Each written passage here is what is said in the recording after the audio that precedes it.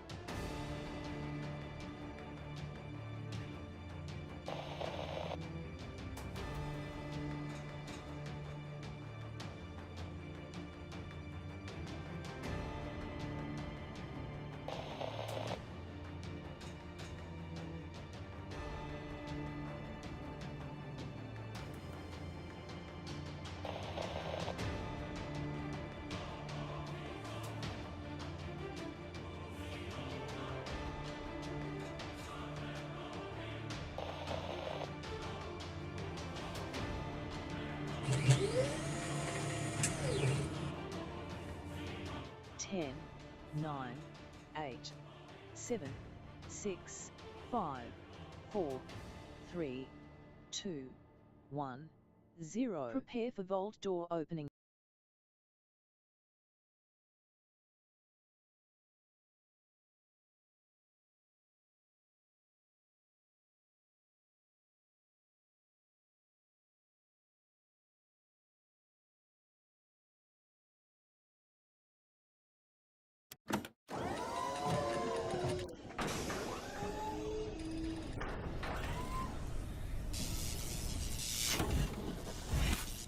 Hello and welcome to the stream, everybody. Welcome. We're here to check out Season 15. My name is Kismet. Welcome to Vault 45.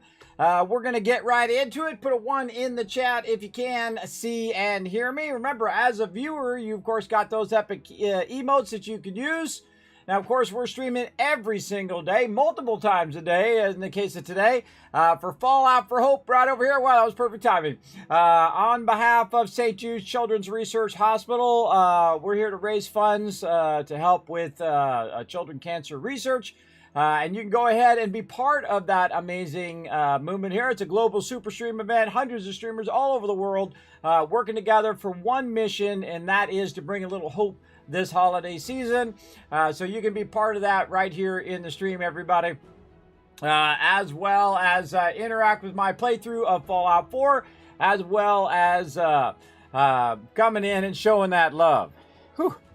I was doing so many things there to get the stream going, everybody. So many things. I'm out of breath. I'm running up and down the stairs, getting myself some more water and all of that kind of stuff.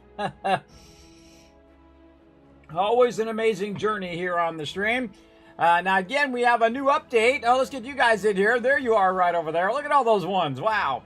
We got a new update here for Fallout 76. Of course, we've got Atlantic City, Season 15, the big score. Very much reminds me of Fallout New Vegas. Pretty excited about getting in and checking it out. And if you haven't already done so, make sure you claim your Vault 33 jumpsuit there. Something I'm really looking forward is that TV show they're coming out with. Sadly, it's in April of next year, so we got to wait around for it for a bit. But I'm hoping we get an updated version of Fallout 4 finally. Of course, we get that show, and hopefully the show is really, really good.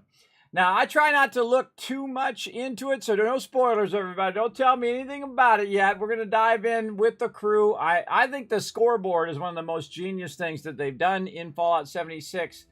They've done so many innovations in Fallout 76 over Fallout 4 that they just don't get a lot of credit for. including the ability to see your mobs after you wipe them out, and they highlight when they're down. There's AoE looting. You've got a personal vending machine. You've got a legendary turn-in. Of course, you have the card system, which I think is the most brilliant part of Fallout 76, where you can switch the cards in and out based on what set you want to use. You can even change your points after a certain level to where you can shift your strength and intelligence and all of those around, all your special points around to fit whatever need that you need at the moment. So maybe one time you want to do stealth, and another time you want to be tanky, or maybe you want to be high damage. You can go ahead and shift that around however you want. Or if, like me, if you're doing a lot of crafting or you're doing a lot of looting, you can shift all of that stuff around pretty easily in game. And I really feel like the game doesn't get enough credit for all those innovations that were done, especially in the building system as well. They did make some great innovations in the building system. We'll look at some of that stuff when we dive in. But as you can see, everybody, we got it there and ready to go. So feel free to join me, everybody. Feel free to jump on to Fallout 76. We're going to check out and see what's new in the new season. Pretty excited about that. But before we get into all of that, I'd like to say thanks to everybody coming in, showing some love to the stream. Tombot came in and showed some love a bit ago there. Oh, I see him there. I see him there. Yes, thank you so much for that sub love. Appreciate that, Tombot, for coming in and showing some love. Big time. Well, I was offline too. I was offline. Hello. Appreciate that big time. Hello, what's up? What's up, Dr. J? I heard you there. So let's go ahead and see who's the first one I see in the chat. Flux, first one in the chat. Bring in some Tycoon Twist to get us started. There we go. Good to see you, Flux. We got AMZ bringing in that Kris Kringle right there. Yes, we got lots of Kris Kringle action going on. We're going to do some more giveaways today, everybody. We're on day 5 of 24 days in a row. I'm going to be streaming all the way till the 23rd into the 24th in the morning time. We're going to go for as long as we can. Then I'm going to go ahead and be taking off the 24th nighttime. And then, of course, the rest of that week into the next week until the 2nd of January. Now, remember, everybody, you want to use up your Kiz Caps. Kiz Caps do expire on December 31st at 11:59 p.m. Eastern Standard Time. And I will see who the #1 caps leader is at that time, and they will auto-win something from me. So, pretty cool. Pretty awesome as well. Whew. Out of breath, everybody. Out of breath. As running up the stairs. Rotisserie G getting some love there, bringing some love there, and getting some love as well from the chat. Thanks for coming and hanging out. We got Wiz coming in, bringing in that Kismet Love Train with some those new emotes in there. Everybody, make sure that you check out your new holiday emotes in there. I did update all of those. Those turned out amazing, I think. TSN Mouse coming in saying, hey, what's up? Foggy saying hello, what's up? Let's get it going. TARDIS ready to go. Now, you guys probably already got in the season, probably have your season completely done already, because, you know, it's been at least a couple hours, so you probably have your whole entire season done, right? Now, we did learn some really good stuff about updating and making our season go faster last time. So we're going to see if we have the same ability to do it this time. We're going to jump in and look at that here in just a moment. Wish coming in. What's up? What's up? Thank you, coming in with those waves. Look at all these ones. Now, that's some teamwork right there. Look at all these ones telling me, hey, Kismet, we can hear ya. We're ready to go. Let's go ahead and shower you guys with some Kiz Caps, because that's what you use for the giveaways. Now, remember, you can't just lurk in the channel. Hey, Third Brick. Hey, Jay. You can't just lurk in the channel. There's Dr. J as well. What up? Thanks for coming in and hanging out. EMZ coming in, or M's. I always do that, and I get in trouble. She's like, no, kid, but that's not how you say my name. Bad. I butcher everybody's name as part of my charm. Roar's coming in, hanging out as well. I appreciate everybody coming in, chilling out in the channel. What up, Rotisserie G? Look at you with your sub badge over there. On YouTube, you got your dragon going on over there. Very nice. Thank you so much for all that support over there as well. Appreciate everybody going out and, of course, showing support across those various social medias. Of course, this is a giant undertaking. Everybody, I'm streaming to 4 platforms at the same time. So we're streaming on Twitch, YouTube, Kick, and Facebook, all at the same time. I know it's a giant technical undertaking every single time. You see me running behind everybody. That's me flipping all the little switches and turning all the, imaginary dials that make all this stream work. And I don't think I have, your retweets have gone unnoticed, everybody, because I do see them over there. So I'm going to shower you guys with some more love. 1,000, 2,000, 3,000, 4,000, 5,000 caps. You want to get 10,000 more? Well, we need 5 heroes in the chat to go ahead and follow that link that just popped up right over there. Click that link, go up there, hit that like button, hit that retweet button. We got 5 more. We're going to give you 10,000 more Kiz caps toward the giveaways. We're going to dive into that big time. Oh, M's over there on Kick as well. Thank you very much. Appreciate that. Again, when you're watching on those other platforms, especially over there on Kick and YouTube, helps me get one step closer, especially over there on Kick, to becoming affiliate over there. So I appreciate that. And again, we're getting close. I don't know if we've hit 50 peeps yet over there, 50 followers, but the first 50 followers on kick.com/KismetBP is going to get the OG badge over there. So I appreciate that big time. Try to work my way toward affiliate over there so I can bring even more fun to all the various platforms. I don't care what platform you're watching on, everybody. The real important thing is that you're having fun watching wherever you want to watch, on whatever you want to watch.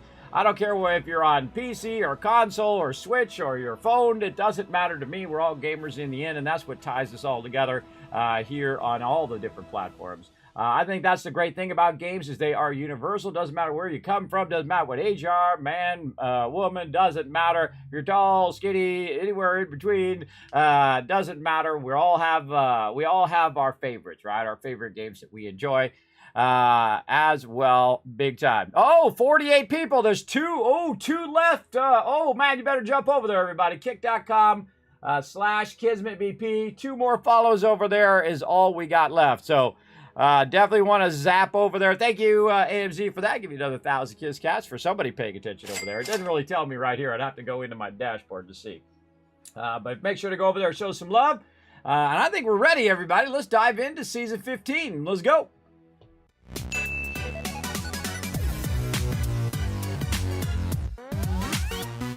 All right, here we go, everybody. We are in Fallout 76. And again, remember, we're here for Fallout for Hope. We're going to be streaming every single day, sometimes multiple times a day. Like right now, we're streaming at 3 p.m. Eastern Standard Time. And then we'll be back later tonight, 10 p.m. Eastern Standard Time for some Starfield and whatnot.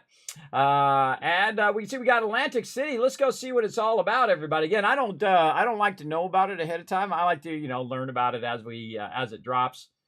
Most of the time. Very few things do I do alphas in, only if I think it's super cool, then I'm all about it, like 7 Days to Die or that PAX Day, which was really great. And a lot of other fantastic games, everybody. I've got a giant amount of stuff to get to, and we've only got about 19 more days to do it. We got a lot of giveaways to do.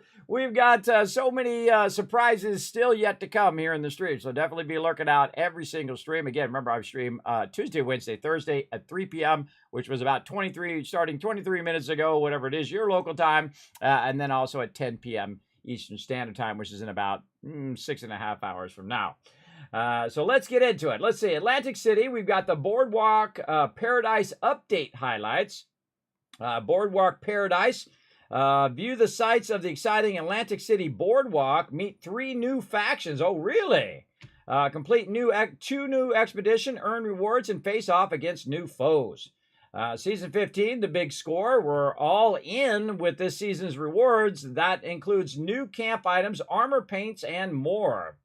I'm all about it. See, they should hire me just to do the voiceover of their stuff right here. Starting loadouts, whether you're playing Fallout 76 for the first time or working on your 3rd or even 4th character.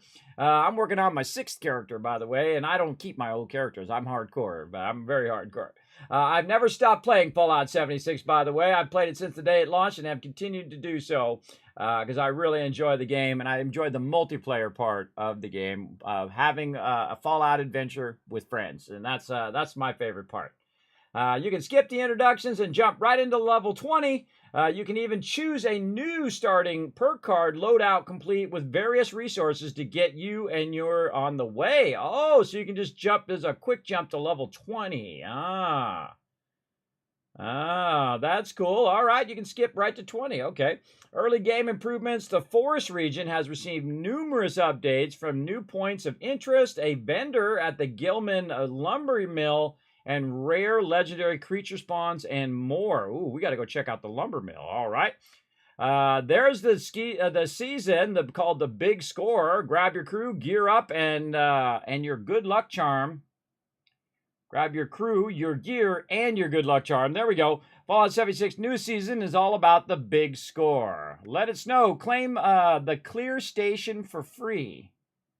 The clear station is all in capital. CLEAR. Introducing weather control stations, an item you can place to change the weather in the radius of your camp. Oh, I kind of like that idea. And of course, claim your free vault suit, which I found that out and I immediately logged on and got it early in the week. I think I did that on a Sunday or Monday. I logged in just for that one reason, just to get the Vault 33 vault suit. Free for all players, by the way, not just Fallout First. That's free for all players until December 12th. So all you got to do is log in and grab it. Remember that Vault 33 is the site of the new Fallout series. So you definitely want to snatch that up. I hope they let you have that in Fallout 4 as well. We'll see. Whoa, look at that creepy guy. Whoa, that just gave me the EBG. That just gave me a weird thing in the back of my neck there. Atlantic City, there it is, right over there. Let's check out the atomic shop and see what we got. I'm getting low on the atoms down there. Getting low, but we'll see how it goes here. What do we got? Oh, there's a shelter. Oh, I've got to have that shelter. Weather station. Oh, you can change it to snow. I see. So you can change the weather to snow. Oh man, I need some more atoms to get that going in. A soft serve plasma caster. Is that part of this? No, that's something completely separate. Reindeer sweater. All right. Oh, look at the alpha. Look at the elf one. Oh, that's cool. Oh, I like that one. All right, that's a good one. Over here. Oh, here it is. Santa's Warrior Bundle. Oh, you can get all of it. I like this soft serve one too. That's pretty cool. Oh, and look at the little Vault Boy Nutcracker there. Oh, I think I like that the most. This little Nutcracker guy. And again, I feel like the bundles are the best way to go, everybody, because you get way more stuff when you get the bundles as well. Oh, there's my free weather station. Clear. Okay, so weather. See, I want this in Fallout 4. They should roll a lot of this Fallout 76 stuff back into Fallout 4. See, I'd like that station in there, and it's free. My favorite value there. Let's grab that out of there. Is that a Fallout First thing, or is that just a everybody thing? Doesn't say Fallout First on it, so I believe that's an everybody thing. In there. Anything else here? Let's see. Oh, free caps. I'm always down for free caps, everybody. I'm always down for that. Already got this. Flatbed truck tit. Oh, so Fallout First. Oh, that's cool. What do we got? We got a bed in there. We've got, looks like a scrap box and a stash box. We've got this over here. Do we have the ammo box? Does look like there's something in the front of the car. We're going to definitely check that out for sure. And again, it keeps telling me I want to catch up. I need the abstract Corvega, abstract paintings and things. Man, I lived through those whole years. Everybody was doing kind of new wave art, abstract art like that. A lot of years. I already got the street corner salesman. I love this one here, everybody. He's like, "Hey, you want to get a toothbrush? You want to buy some gold stuff?" Reminds me of Coming to America, which is really funny with Eddie Murphy, where the guy's like, "Hey, you want a fancy little toothbrush?" He's got like a gold-plated toothbrush and whatnot that he stole from Eddie Murphy's character. I love that. Fantastic movie, by the way. Fantastic. What do we got in here? Casino entertainment bundle. Ooh, what? Oh, we got a pinball machine. Oh, we already got that. Already got the stage. Oh, see, this is the one I've been missing here, is these shooting galleries. This I already have. Dead Man's Hand. Is that this? Are these dead men? Those are not posters. Yeah, these are bus sets. These are bus. Dead Man's Hand poster. Maybe this one? Oh, because it's got all the blood on it. I see. It took me a second for my brain to kick in there. All right, yes, it's this right here. I like, oh, look at the casino. Oh, see, they do such a good job of all of this stuff, everybody. This is, I feel like, is their brilliant thing that they've done. There are people who are making their stuff. And this is something I told them in the very beginning, everybody. You can kind of thank me. I said, there's one thing you want to nail in this game. If you're going to make an atomic shop, make really cool things that people want for their camp, right? Like the barbecue is really cool. The rugs are okay. What is this thing? Oh, an alien bench. Okay. Oh, I love the rustic set. And again, see, I'm thinking in terms of, you know, when you build out your camp, will it go with stuff that you already have? And I like the mix and match stuff. I like the little rocket thing there. I think I actually have that somewhere. I think I do. Yeah, Red Rocket dinner table. Yes, I do have that. And see, I like all the Red Rocket stuff. I like all the Vault-Tec stuff. Anything to do with Nuka-Cola, I think is super cool. I like this red table there, too. That's really nice. And this is a hunting lodge chair, so this would go great with this table. You get the idea. So when you're mixing and matching stuff together, and since I've already bought some of it, it actually reduces the overall cost of it as well. So yeah, I think those are all home runs there. Fancy bar set. Oh, look at this. See, that's another great one for another great build that you might be doing. Casino bar bundle. Oh, I don't have, see, I got to have all these vendors, everybody. I got to have these vendors. What's this one here? This is just a fancy bar. Yeah, see, I'd love to have all the vendors. I think I already have the organ. Yes, I already got the organ. And look at these cool lights. Again, this just activates my creativity. It's like, oh, I could use that for this, and I could use this for that. And that's what it should do. It should activate your creativity so you go, oh, yeah, I know exactly what I could do with that.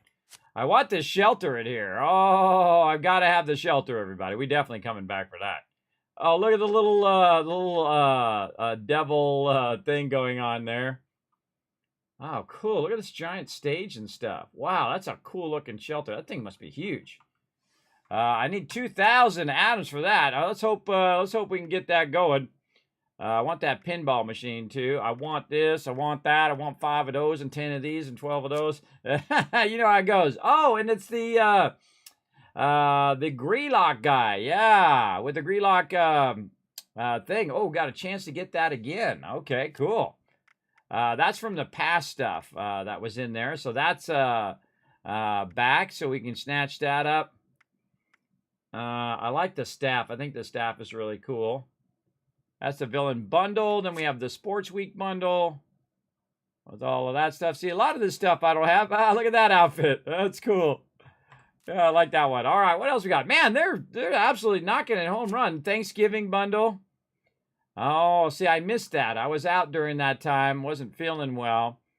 And that's cool, too, for a nice Thanksgiving build. I like to do theme builds as well. Those are always fun. Kitchen stuff. I like the stove. The stove's very cool. Look at all the things I already have, everybody. See all the stuff that's gray down here? That means I already have that stuff. Yeah, I like the stove. The stove's very cool. Again, this just gives me ideas. Okay, I can put that in here and I can do that with that. I like to switch out the stuff that I already have too. So say I already have a stove in my camp and I get something new, I'll switch out that stove with another thing. Also, great use of your shelter is to put all your stuff in there so you can come in there and look at all the stuff. You're like, okay, I could use that for Thanksgiving. I could use that for the holidays. I could use that for Halloween. I could use this for New Year's or whatever kind of build you want to do. We got Fallout First Ketchup in here again. Oh, we already looked at that. So, yeah, looking good. Okay, we've got some missions, everybody. We got some missions to do. We got to get in and get it going here. So, all right, I'm going to go ahead and just jump on a random server. And get this going on. Oh, we're at 8 retweets right now. We need 2 more heroes in the chat. Now, if you do donate towards St. Jude's, everybody, let me know. You can scroll down below on the stream. Twitch.tv/Kismet. And you can go right down here and become a St. Jude hero. Just go ahead and click on this. Remember that the donations go directly to St. Jude's through Tiltify. I have nothing to do with the actual donation part. I just made a link where you can just go ahead and donate it directly to them.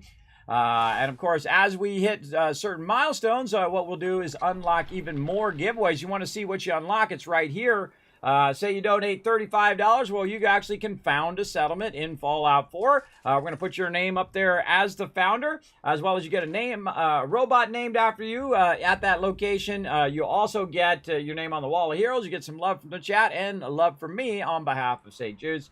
And so on. If you want me to dress up in my full cosplay, you can also, if you donate $250 or more, remember, it all goes to charity. And I'll get fully dressed up, not only just my fedora, and of course, this is my my salute to all of you for all the people who have donated so far. I'm wearing that, and of course, you can see all of the giveaways, everybody. We got a ton, and these are not even all of them, everybody. I have more on top of these as well. Again, thanks to all my awesome sponsors who are showing love to the stream. Appreciate them big time. Big time. All right, let's get in and get started in some Season 15. There he is over there. You want to buy some stuff? Let's see him do his thing. Little street corner salesman. Come on, show us your loot.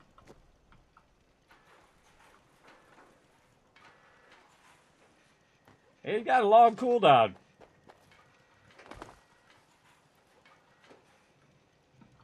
No? Nothing? There he goes.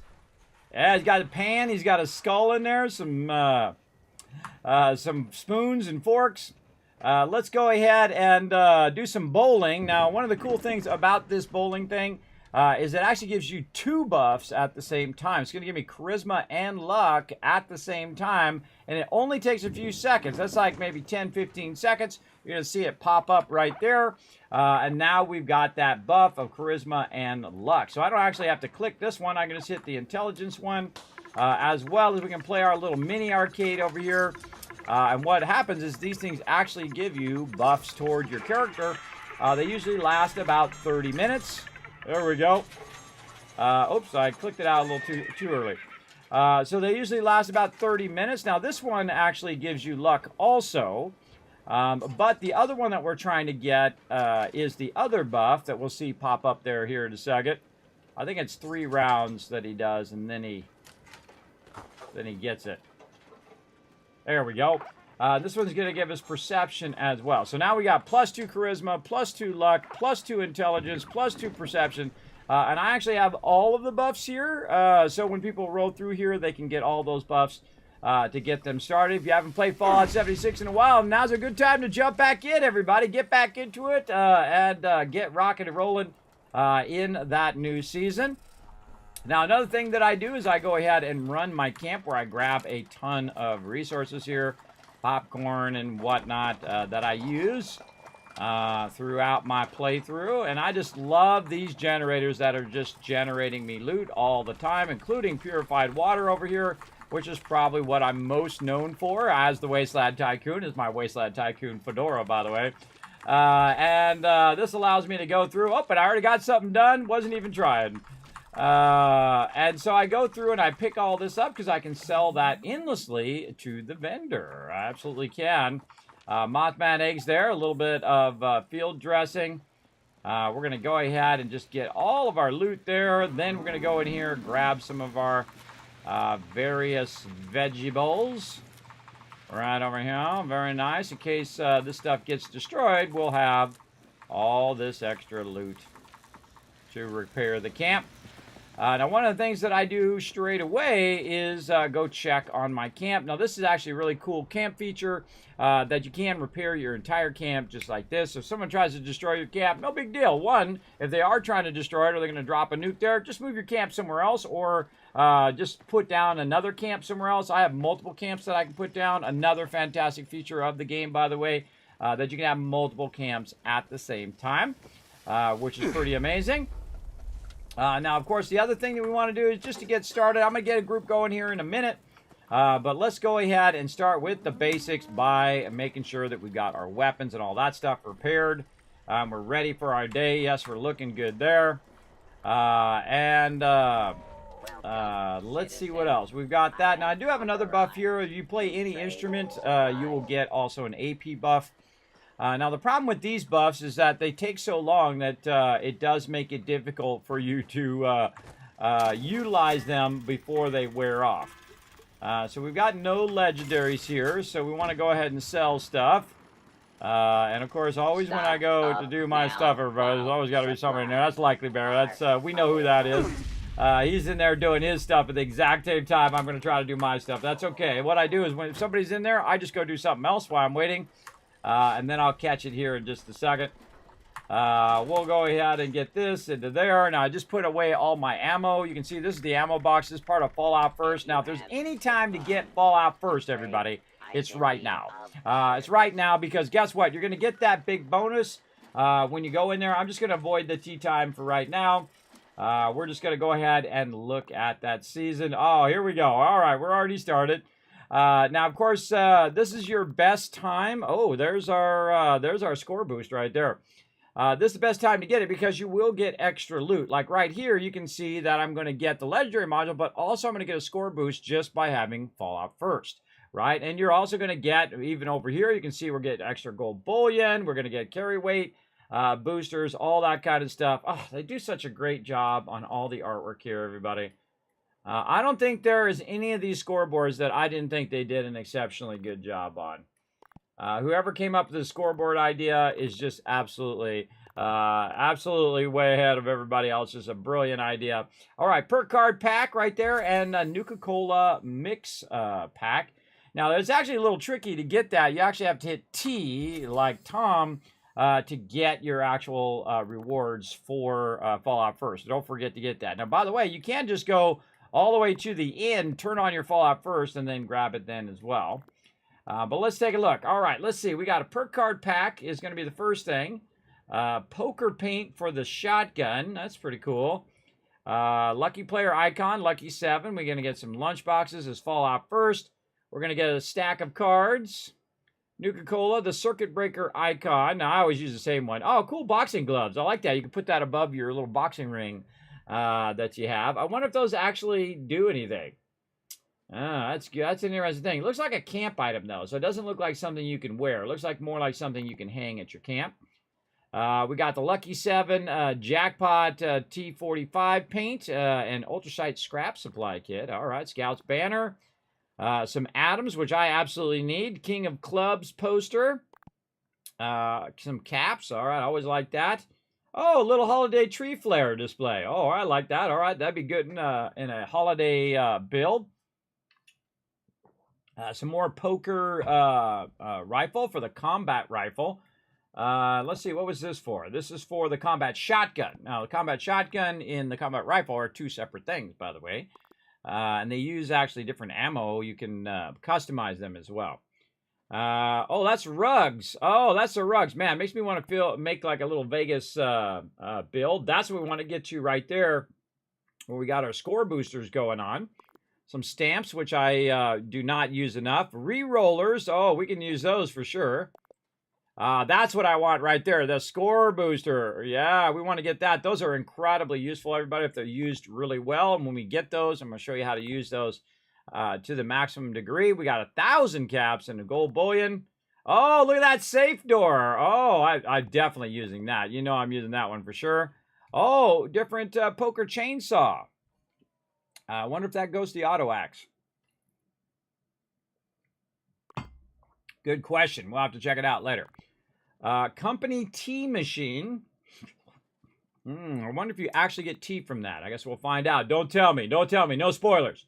Mystery Vault Tech bobblehead. So we're going to get a bobblehead. I actually like the casino carpet there. That's kind of cool. Chandelier. We got T51. We got legendary Scrit. Oh, look at that fedora. Oh, I like that red gangster fedora. You know I'm wearing that. I'm going to wear that and wear my red fedora to go with it, because I actually have a real-life red fedora as well. See, I should go in and customize it and put that little, ace card on there as well. There we go. Another score booster, jackpot photo mode. Well, that one actually I might use. More poker paint for the plasma gun. Stamps, reroll. Now, again, I don't look at this stuff ahead of time. I like to look at it when it's live. I feel like that's my favorite time to take a look at it. Oh, we got a 9-ball table too. Oh, we're definitely putting that down. Pull rack. Oh, we should put all this stuff. See, this is all the stuff that I would put in that other shelter that would go along with it. Diamond paint. Wow, look at that cool silencer on there. It's like a clear silencer. Oh, that's pretty cool. All the people who like to do their stealth sniping builds, that'd be pretty cool. Not going to use the scrap kits. Yeah, poker paint circuit breaker. Diamond paint circuit breaker. I like that. I don't use the pistol too much, but it's cool. Oh, and look at that. Red fedora with a red gangster outfit. That makes me want to switch get me a red jacket to go along with my red fedora. That'd be another great cosplay at TwitchCon. Or at a Blizzard event. Grand marble staircase. Ooh, that's nice too.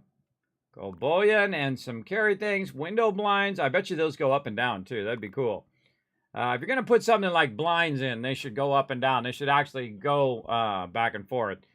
You're going to put that in. So the XO1 paint and the re-rollers, we're getting 3 of those.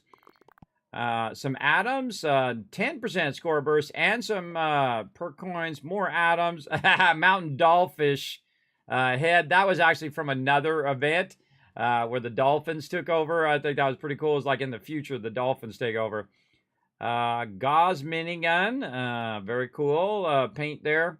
Legendary modules, blackout paint for the circuit breaker. Okay. Oh, like Aquaman's trident there. Right, cool. I wonder if you can make that into a flaming trident. If you can make that into a flaming or electric trident, forget about it. Definitely going to get that one going if that's the case. Don't tell me. Pirate chest stash box. I love that. That's definitely using that one for sure. And more score boosters. We're going to use all those up in our season. I love gazebos too. They do such a good job. Oh, I love that red and gold Gatlin plasma. Oh, man. Oh, man. Jack and Diane player icons. I wonder if there's a storyline on this one. If there's voiceover. We'll have to look here in a second.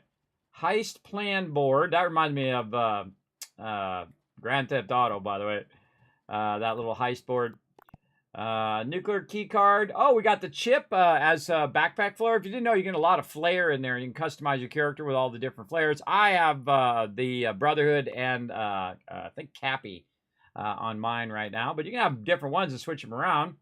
A bunch of different posters there. The Hellcat armor, which I still have not got my Hellcat armor, even though I had all that time. Sadly, I was out sick for some of it, and I missed my chance to do a lot of these questing. But we'll try to get it going.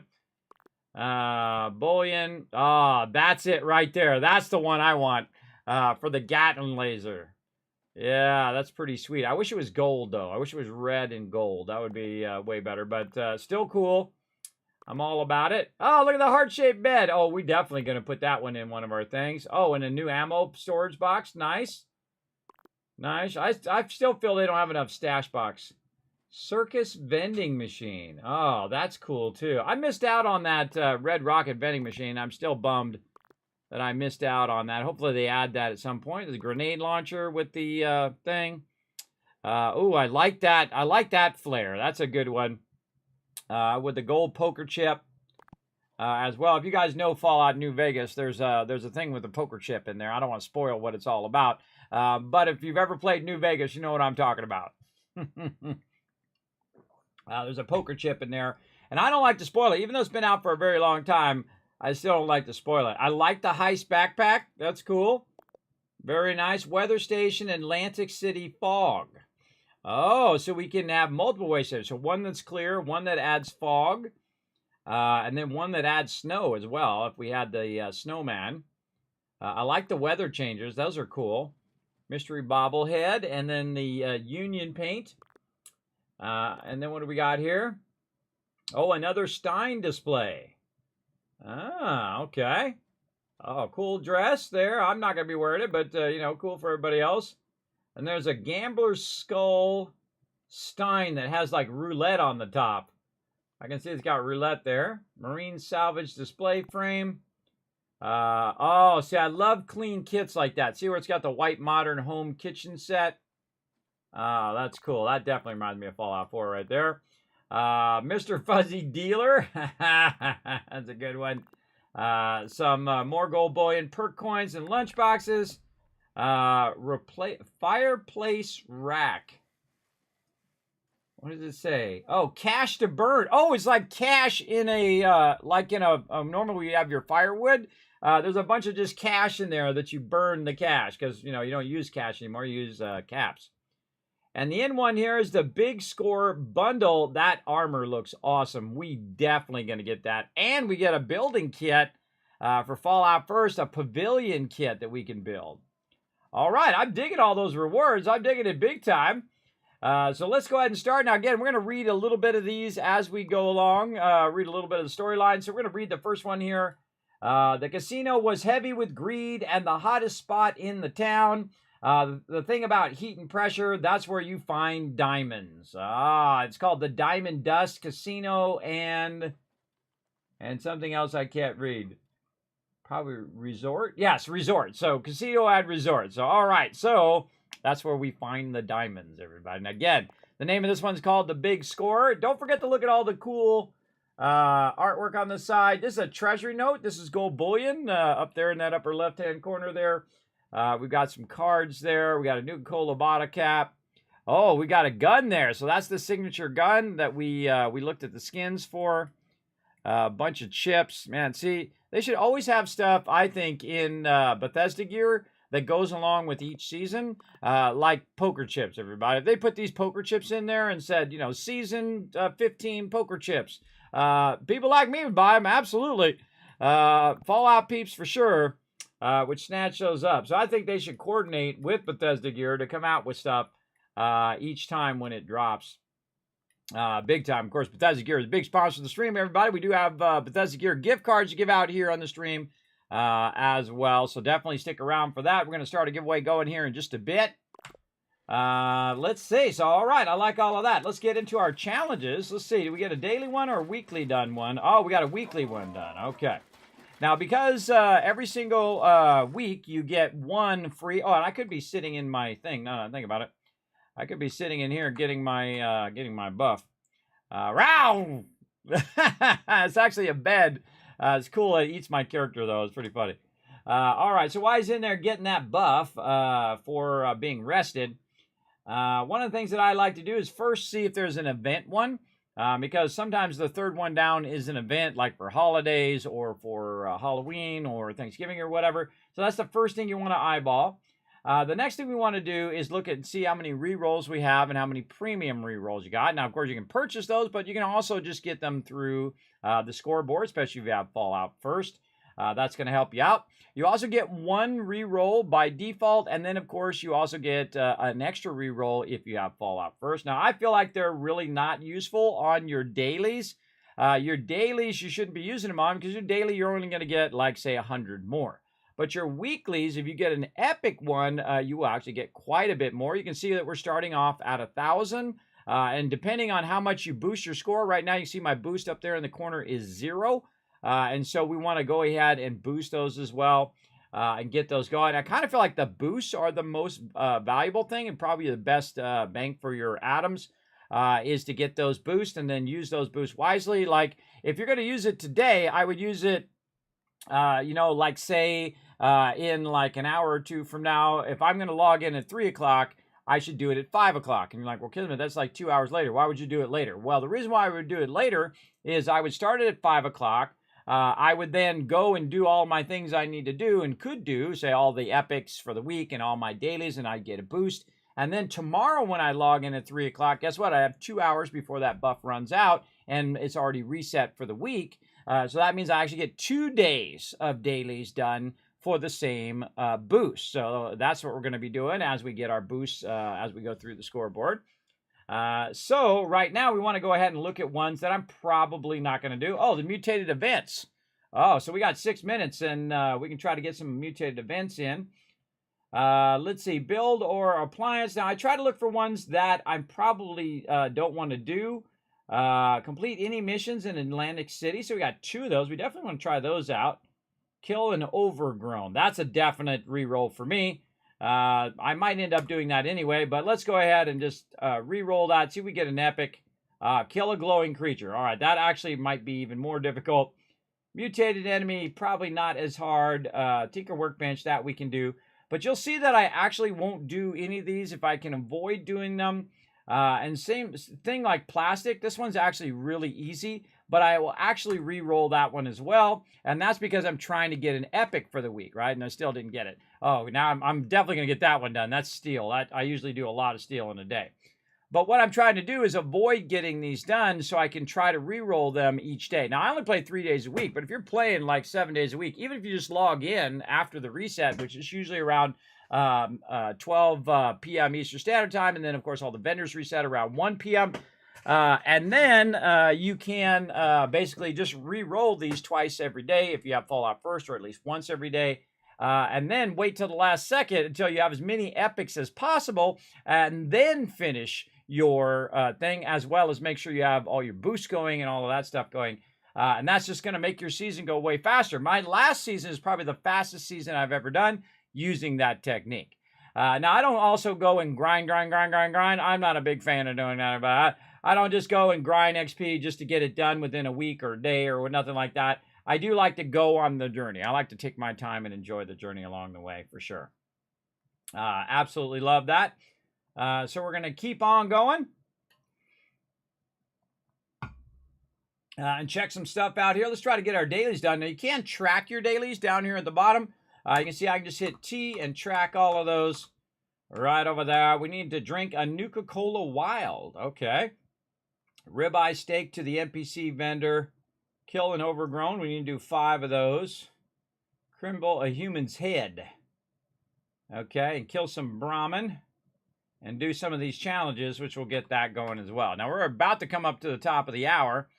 So let's see if we've got any Nuka-Cola Wild. We'll start with the easy Nuka-Cola stuff. Wait for him to come out of there. There we go. And then we're going to go ahead and run down here. We're going to click our little Nuka-Cola machine, maybe get some candy here, and see how we do. Now, of course, you can spend 15 caps and you get a certain amount of Nuka-Cola. I got the regular Nuka-Cola there. But sometimes you can get those different types of Nuka-Cola from that. There's also a vendor that does Nuka-Cola as well. So we're going to go food and drink and see what we got. Oh, we do have a wild on us. All right, so there we go. Now, I can sell this stuff or I can just use it up. I like to just use it all up. Like, we use a ton of candy there. Just use that up so I'm not lugging that stuff around in my inventory. Big time. We're going to go down here and grab all of this. All right, we're looking good, looking good. I think my wife sprayed something in here. I'm breathing that stuff in. Like Lysol or something. One of my daughters is not feeling well, so I think she sprayed some stuff. I don't know. Now I got to inhale it the whole time while I'm streaming, everybody. So if I cough a lot, sorry. Don't know what that is, but I'm not going to find out. I'm just going to keep doing my thing. Let's see. What do we got going over here? We need to do ribeye steak, I think it was. Let's see. We can say Q. We don't have it. Okay, so what we need is probably some Brahmin, because I see Brahmin is on the thing. So let's go ahead and take a look. Ribeye steak is going to be Brahmin meat. There we go. Now, I actually have a Brahmin here, but I don't want to kill my little Brahmin. He's so cute and fluffy. There we go. And again, we want to get this event at the top of the hour. I just happen to know right where some Brahmin is. Let's see if we can bounce over there real quick into Flatwoods, maybe find some Brahmin. Now, again, when you're in the open world, you're going to be competing with other people. Wow, I'm at level 589 again. My last character was level 650, everybody. I deleted it, started all over again. All my rep, all my gear, all my stuff, all gone. And this is my 6th time I've done that. That's how you know someone's super hardcore, everybody. When they're willing to delete all of their stuff and start again. just for the fun of it, everybody. Also because, line in the sand. There we go. Get this, Brahmin. Line in the sand is a super fun one, like that one. Let's get another Brahmin over there. And there we go. And we've got our Brahmin stuff. We got that done. All right, back to the camp here. Get that going on. What's in the new update? Haven't logged in yet. Oh, I just was showing it off just a bit. We got a bunch, of course, new rewards in the scoreboard. There's a bunch of new stuff in the item, including a bunch of free stuff that you can get. As well as they've got the new Atlantic City. Now, I just logged in myself. I've been going for about an hour, but we've been mainly talking about the scoreboard and what's new in there. So if you missed that, now you know. Or you go back and watch it, I guess. And so we're just in here checking out what's new. And right now we got Line in the Sand, which is a mutated event, which we need to get to because we need to get one of our mutated events done. I'm going to go ahead and start a new team here. Actually, I'm going to invite my team first. This way we don't have any crazies jumping in, and then I gotta deal with that. We got a full team going there. There we go. All right, I'm going to invite my team in. Give them a minute to jump in with me while I go ahead and get out my power armor. Now, I actually like the fact that you can just pull out your power armor like that, and you can just put it away in your inventory. No one else can jump in your power armor and take it from you. Very, very cool. I wish they'd roll that back into Fallout 4 as well. There's a lot of innovations that they've done in Fallout 76 they could easily roll back. Well, maybe not easily, but they could definitely roll it back into Fallout 4 for sure. That'd be amazing. Oh, we got 10 retweets as well. Oh, look out. 1,000, 2,000, 3,000, 4,000, 5,000, 6,000. 7,000, 8,000, 9,000, 10,000 caps, everybody. You guys are rolling in the dough right there. You're like, Kismet, what are these caps for? I don't know. Maybe for the thousands of dollars worth of giveaways I do every single year? That's right. I'm going to start one here in a moment, so be ready. Be ready, chat. We're going to get it going. Let's get up here. Let's get our weapon locked and loaded. Let's get our sound on. Test out our weapon and our sound. Sounds good to me. We're ready to rock here. Now, of course, they've got it going. We're going to have a bunch of baddies run in, and we're going to tag them and drag them. Let's go, baby. Just to make this a little more fun, I'm also going to go in and use my perk cards. This is the most brilliant part of the whole entire game, everybody. Right here is just absolutely genius. I'm going to go ahead and throw my adrenaline on, so my crew is going to be getting... Oh, things blowing up already. My crew is going to be getting a level 5 perk card. Because I have massively high charisma. It allows me to do that. Where's the big boy? Where's the big boy? He's up here somewhere. Woo, them rockets going off. Oh, he's up over the side. He likes to... There he is. I saw him just for a second over there. Now, this is an explosive weapon. Allows me just to go ahead and do a little bit of tagging. My job is not to insta-kill the mobs. You know why? Because I want all of these people to get a tag in. I want all of them to get the XP. And I want all of them to get the drops. Why is that? Because I'm a kind overseer, everybody. I don't do experiments on my peeps. And I don't hog all the mobs. I just try to show the love because that's what I'm all about, because we're all vault dwellers in the end, right? That's right. We should look out for each other. Absolutely. The mob way over there. Get that mob. Boom. He's over there somewhere. He's definitely over there. The mob's way over there. I can see him. Oh, I tagged him too. Again, just tag him and drag him. Now, of course, when I'm tagging him, also, I'm tagging him for my team as well. So they're getting credit as well. Oh, no, somebody got down. Oh, he got him. All right, I was going to go get him. I bring up my peeps. Now, that's one of the problems with being the bloodied set. You see people like this, everybody. That's the bloodied set. But you do need some DPS peeps. So if you need to wipe out a bunch of baddies, they're your DPS team. I'm mostly tanky. Tanky and healing. So if somebody goes down, it's like I feel it's my personal responsibility, whether they're in my group or not, to go lend them a hand.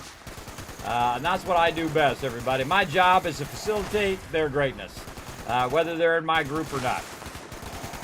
So that's what I like to do. And man, we're crushing it over here. Absolutely. Let me catch up in chat. Yeah, rolling in the caps here. AMZ, show some love. I remember when you first played, I thought people could steal your power armor. Yeah, exactly. I thought, uh-oh. And see, that I'm surprised they didn't actually do that, by the way. Because they tried to make the whole game like PvP, like Battle Royale. And everybody did a resounding, this is stupid. We don't want to just have people be the worst version of themselves, be a griefer the whole time, because that's what it descends to, everybody. Everybody just becomes the worst version of themselves. They're griefing other people. They're high level. The other people are low level. They come in. They try to kill people like that. I still think they should take out the entire stupid battle thing out of the adventure mode. And give everybody like a nuclear winter, an updated nuclear winter, hopefully, with different maps and things like that.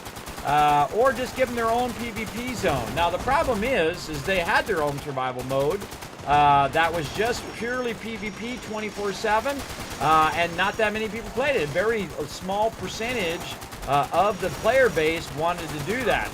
And so they discontinued it. Not enough people played it. And that's why they took it out. So, you know, blame the people who wanted PvP but didn't want to play real PvP, where it's PvP all the time. They wanted it just to be where they could kill other players really easily, and not actually have it be like old school PvP, everybody. Old school PvP is when you're evenly matched, not when you're max level and the other guy's, level 3. Because that's messed up. That's just you being a griefer, everybody. That's not PvP. I know, everybody. I've spent thousands upon thousands of hours doing PvP. Open world PvP, in instance PvP, 40 on 40 PvP.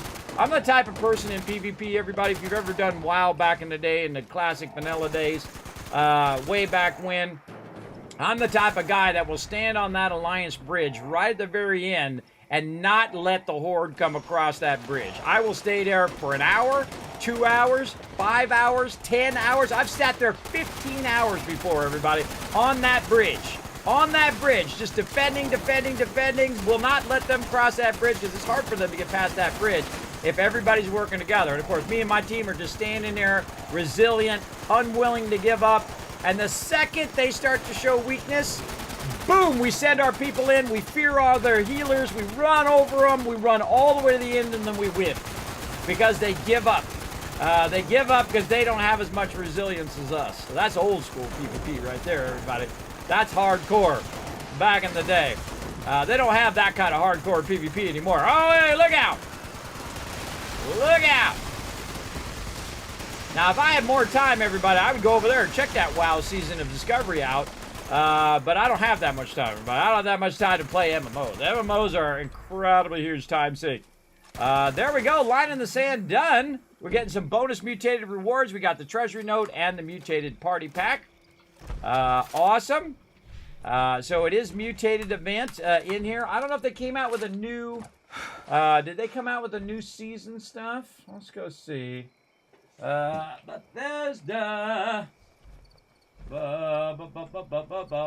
News right there. Let's go check the news over here. There we go. Atlantic City is here. I'm going to see if they gave us a new thing. Aquarium of the Atlantic Door. Oh, there's a whole bunch of other stuff as well. Oh, let me bring that up. Hold on. Let me get over here and see if I can bring that stuff up.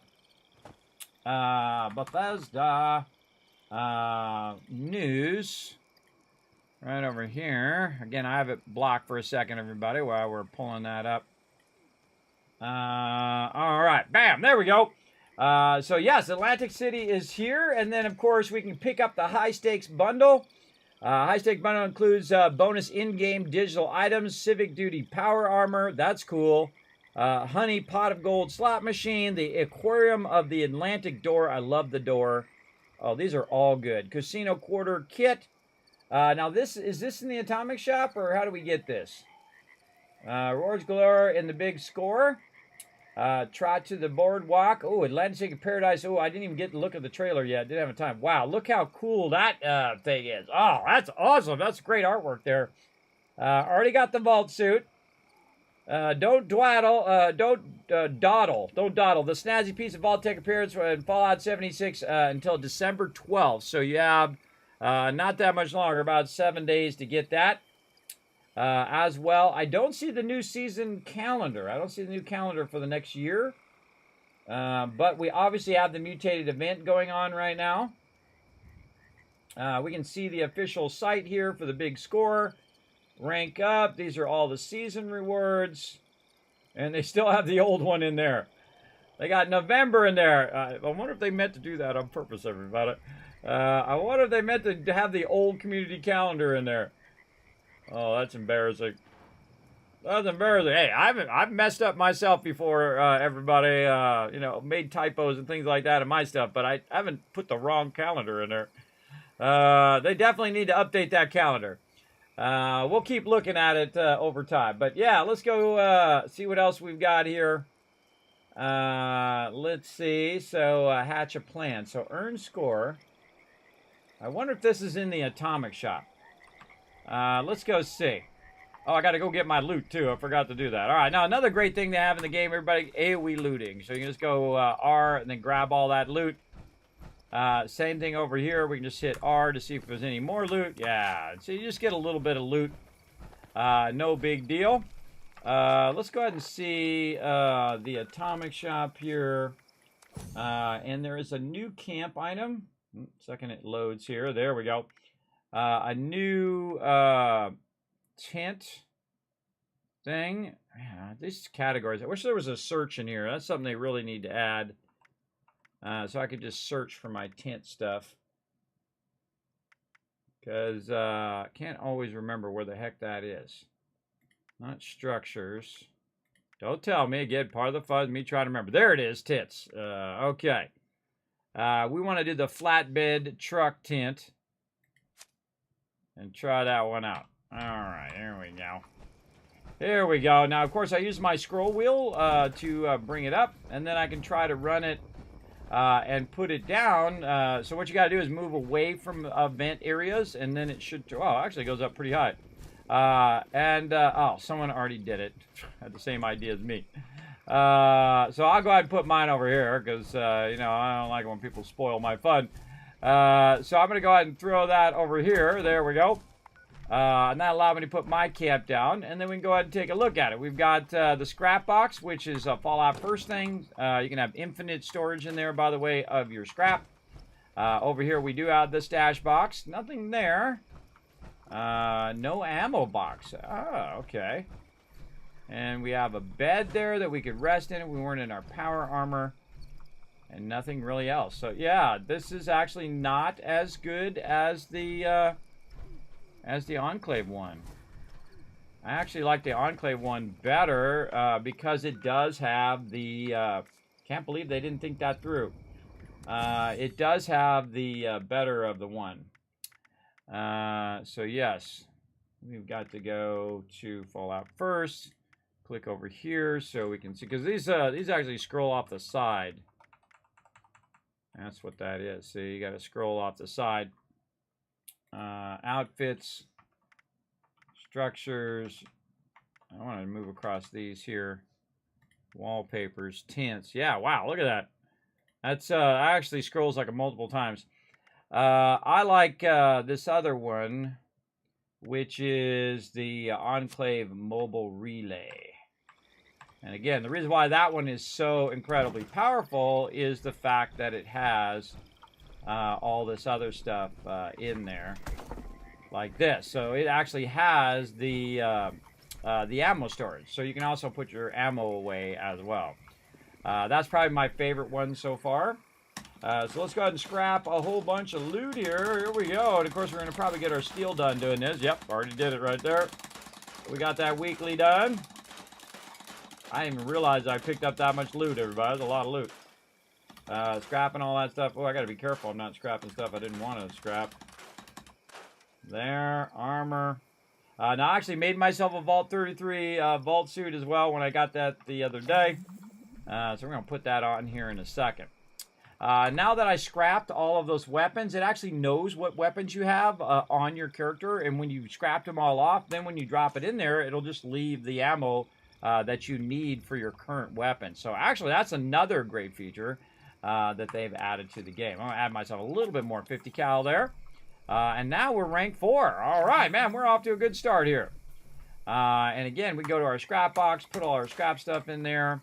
We also have our stash box in case we're overburdened. We want to put our legendaries or something in there. We can actually cook and use the weapon workbench at the same time to scrap items that we might want to scrap as well. And we have a cot in the back. So this actually has like everything you would need usually when you're out and about to scrap and put all your stuff away. So if you didn't get the Enclave one, everybody, I'm sorry. I'm sorry if you didn't get it. We're going to go ahead and jump back to my camp and get it going on. There we go. They should make a new Horde survival mode. Of what? Of what? Horde survival mode.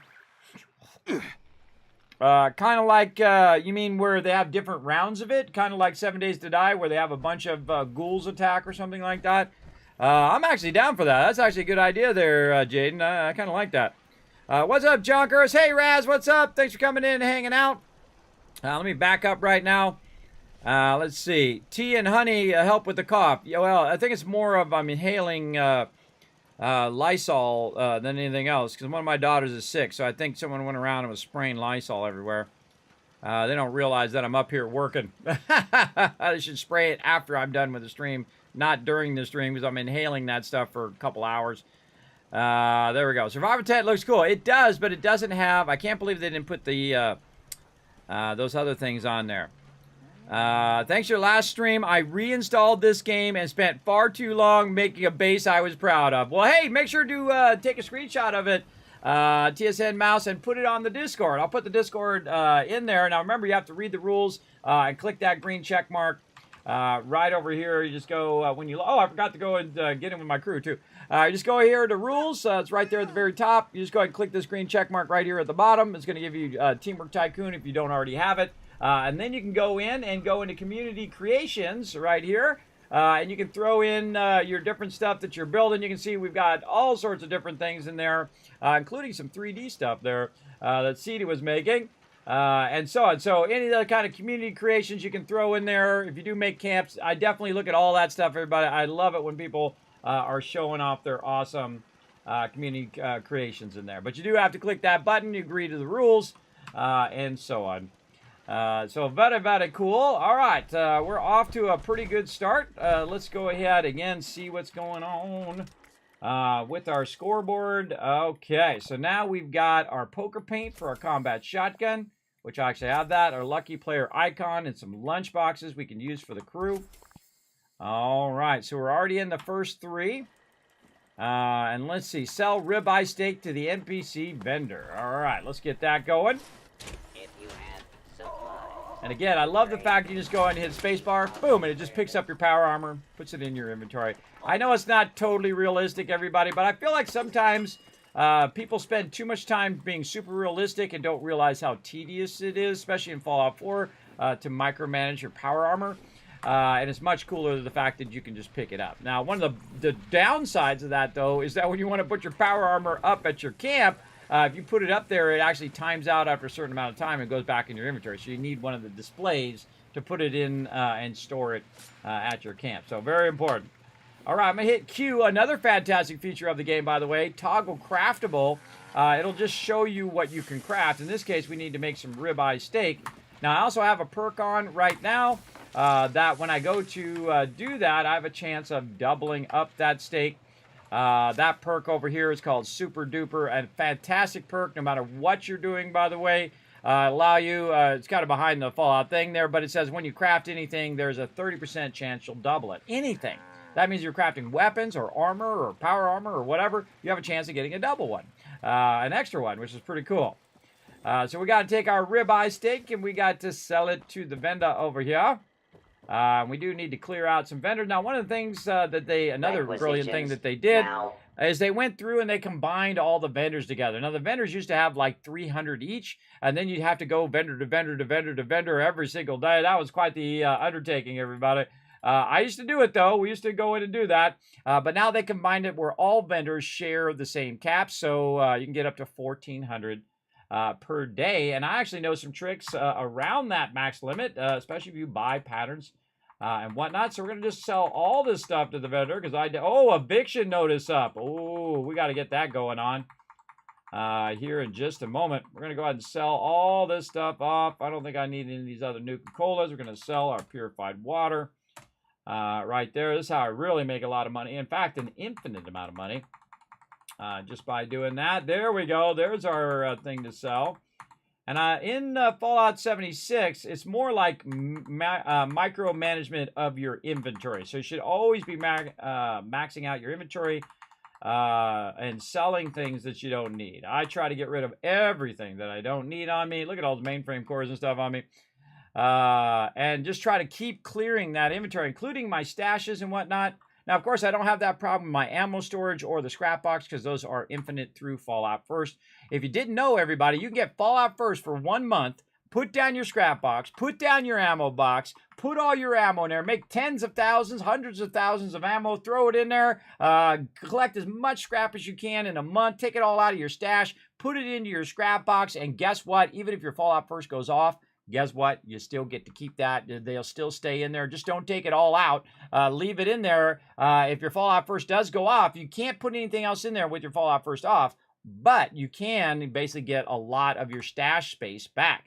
If you notice that I only have 591 in my stash, and that leaves a lot of room for me to be able to go in and basically store my legendaries in there when I get a bunch of that stuff as well. It also allows me to store a bunch of stem packs and other things like that that I just want to drop out of my inventory as well. Come on, there we go. One of the things also, I sell off all these grenades. I also have turbo fertilizer, which allows me to go ahead and throw that down on my plants if I need to. I mostly sell that, so I'm not just hanging on to that stuff over here as well. Got tons of stem packs on me right now. Do not want to get rid of that for right now. We might get into some nukes. Don't think we're going to have enough time for nukes today because we're going to run out of time, that is for sure. Let's put some of this stuff back away here. We've got some spoiled stuff in there. Oops, did not want to put my purified water in there. Wow, I've got 263 in my stash. Let's pull that out and try to sell that stuff off. Right over here. I think it's probably going to be more than what he's got. Yeah, look, that's 1,255 caps right there. Now, also, because I have very high charisma, I also have a huge trade rate as well. So my trade rate is much higher. I do the same thing in other games as well. Oh, it doesn't have enough caps. So I was pretty close there, though. Again, it doesn't tell you how much the caps are worth. It's really annoying. In Fallout 4, it does. When you put this here, it actually tells you the value of your caps down below. Why they changed that, I have no idea, because that is an incredibly useful feature. So you don't have to do the math in your head every single time.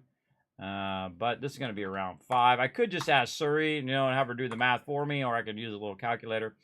But that's good enough. Now, if you do get down to the point where you only have 1 cap left, or pretty close, you can use your bobby pins, or you can use 38 ammo, which is worth only 1. And there we go. We got every single cap out of there. Very nice. We need to get to eviction notice here, though. So let's go ahead and head over here. Team battle.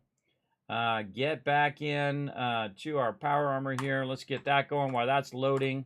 We're also going to jump in here. I'm going to go team medic to heal my crew while I'm over there.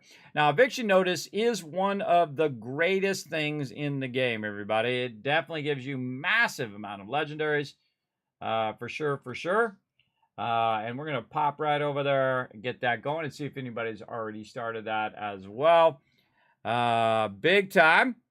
You thought you liked, I thought I liked that. All right. Yes, yes.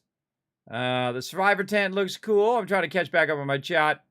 Yes. Well, hey, if I'm inspiring you to play some Fallout 76 or other games, then I'm doing my job right. My job is not to sell you stuff. My job is not here to be an influencer, which I absolutely hate that name. That's not what I do, everybody. My job is to entertain you. You got to know what your job is, everybody. You want to be good at your job? Know what it is you should be doing.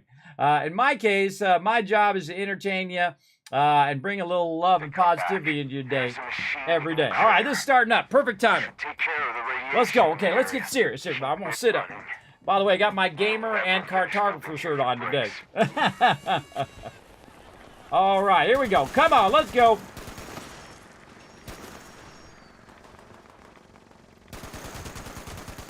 And there's our 3 legendaries right there. We're going to tag and drag them. And then we're going to see if we can tag and drag anybody there. I hate it when people stand way up there at the top. If they stood down here at the bottom, then everybody could get the loot. It just makes it more difficult. Now, again, my job is just to tag and drag. I don't have to kill every single mob. If you're standing right there, also, it offsets the mobs as well. And that's why I'm standing way up here as well. So I'm just offset away from the mobs. So they can properly spawn to make it easier for my team to tag and drag. And so everybody get a hit in. See, the more people that get a hit in, the more it's multiplying the loot, right? If I don't get a hit in, I don't get the loot. That's just the way that goes. And so if I tag it, then it also gets tagged for my group. Also, legendaries usually auto-drop their loot as well now, if you're nearby. And so people also not only miss out on the loot, but they also miss out on the XP. Now, of course, the XP is tied to the season. Like, one of the things I almost forgot to do here is to go in and create a public group out of my group and then convert in intelligence. And then, of course, they're going to get that bonus XP as well. And again, I just try to get a tag in as quick as possible. And then I'm also trying to tag all of these guys. Somebody's shooting from up there, too. Tag all these guys running down. And these are actually probably the toughest mobs in the game. Because they are super OP. And of course, if you're over here with someone like me, who's like level 600 or 700 or 1,000, or some people are like 4,000 or 5,000, everybody. Those people have been grinding. Grinding big time. I don't have that much time, everybody. And I don't really care about levels. Like, people ask me that. Like, someone asked me what level I was in Fallout 4. I didn't even know. I didn't even know. I don't even care about levels. I don't think that's a measure of achievement that's important to me. The measure of achievement is if you're having fun. If you enjoy playing the game. That's my measuring stick.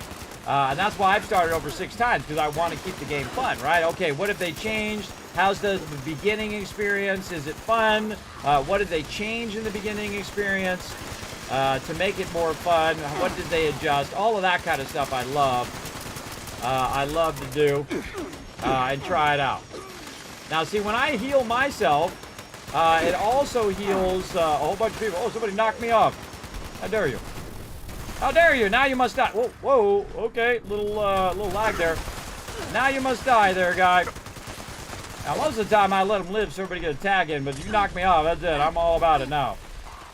Let's get these guys over here. Let's tag those guys. Let's tag these guys that are running down the hill there as well. Any legendaries, let's tag all of those. These guys over that way. And again, just trying to tag as many mobs as I can, so I kind of stand on my little perch here. And again, my job, tag them and drag them. Let's go, baby. Let's go. There we go. Oh, he knocked me off again. What the heck?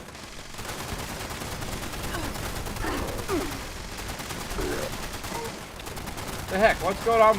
My action points are all funky now, too. Come on. Knocked off again. That's annoying. Okay, back in my spot. Caused me to miss out on some loot here. And again, if they just insta kill these legendaries, then they're the only ones that get that loot. But if I say I'm here and I'm shooting the mobs, and then someone else gets a hit in, well, guess what? That's 2 times the loot, right? Because they're instants for each individual person. So, if it's 3 people, there's 3 times the loot. 4 people, 4 times. You have up to 24 people on the server. So, if everybody got a hit in on the legendary mobs, that's 24 legendaries per mob, right? That's pretty epic, I think.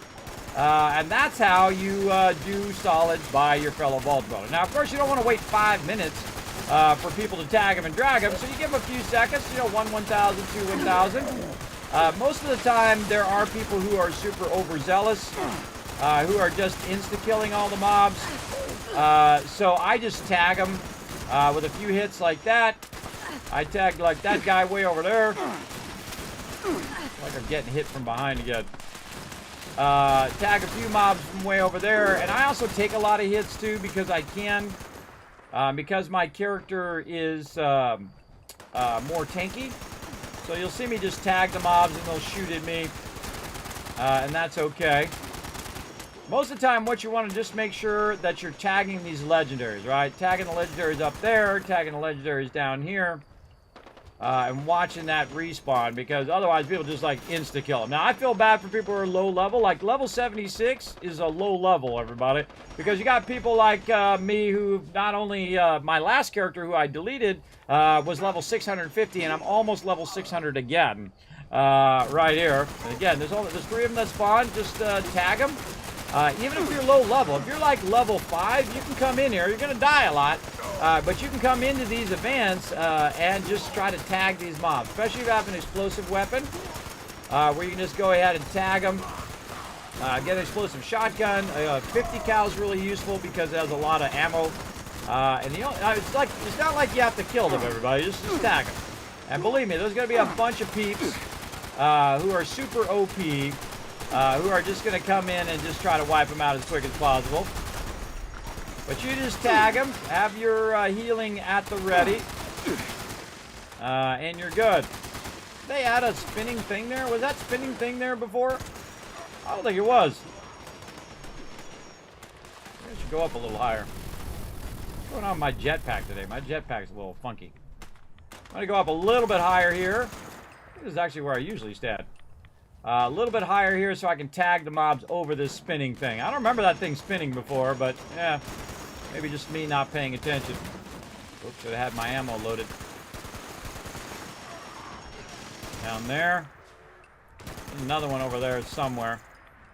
Again, try to tag those mobs up on top and drag them down to the center so everybody getting that loot. We got 30 seconds, so we're going to probably have one more round of legendaries. Again, 3 of them are going to show up over here. Sometimes they show up behind you, too, so watch out for that. Oh, maybe not. Always when I'm reloading is when they spawn.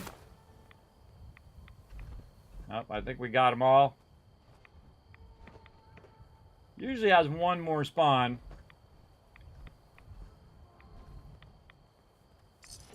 And that's it. Oh, we got Pirate Punch. That's an interesting weapon. I don't think I've seen that one in a while. Or ever. And then, of course, see, we get Eviction Notice, and it's going to give us a bunch of resources or rewards for playing that particular thing. So we got Pirate Punch. We got a bunch of other stuff, stem packs, rataways, and whatnot. But when we go over here, this is the real reward, everybody. When I pull this up, see all of that? That's not my inventory, everybody. That's all of the legendaries I just got from this one event. Now, when I scroll down, you can see that I'm getting more. I'm getting a bunch of caps and 50 round and all that stuff. Because this is all of the mobs that are in this area. And so I'm going to AoE loot them all at the same time, like that. Boom. And this is going to take about 5 minutes for that to finish doing all those legendaries. And so we can go through. Now, notice that it shows even more loot. And that's because you want to move around a little bit because there is a max limit to the amount of loot that it can loot at one time. There's a max limit to how much stuff you can have in your inventory as well. Maximum weight limit as well as a maximum radius around that loot that you can. That was kind of creepy clown guy there. That you can grab it. So basically I want to go around to where I think the mobs have been killed. And grab the loot from there. And I did tag a bunch of mobs over this way.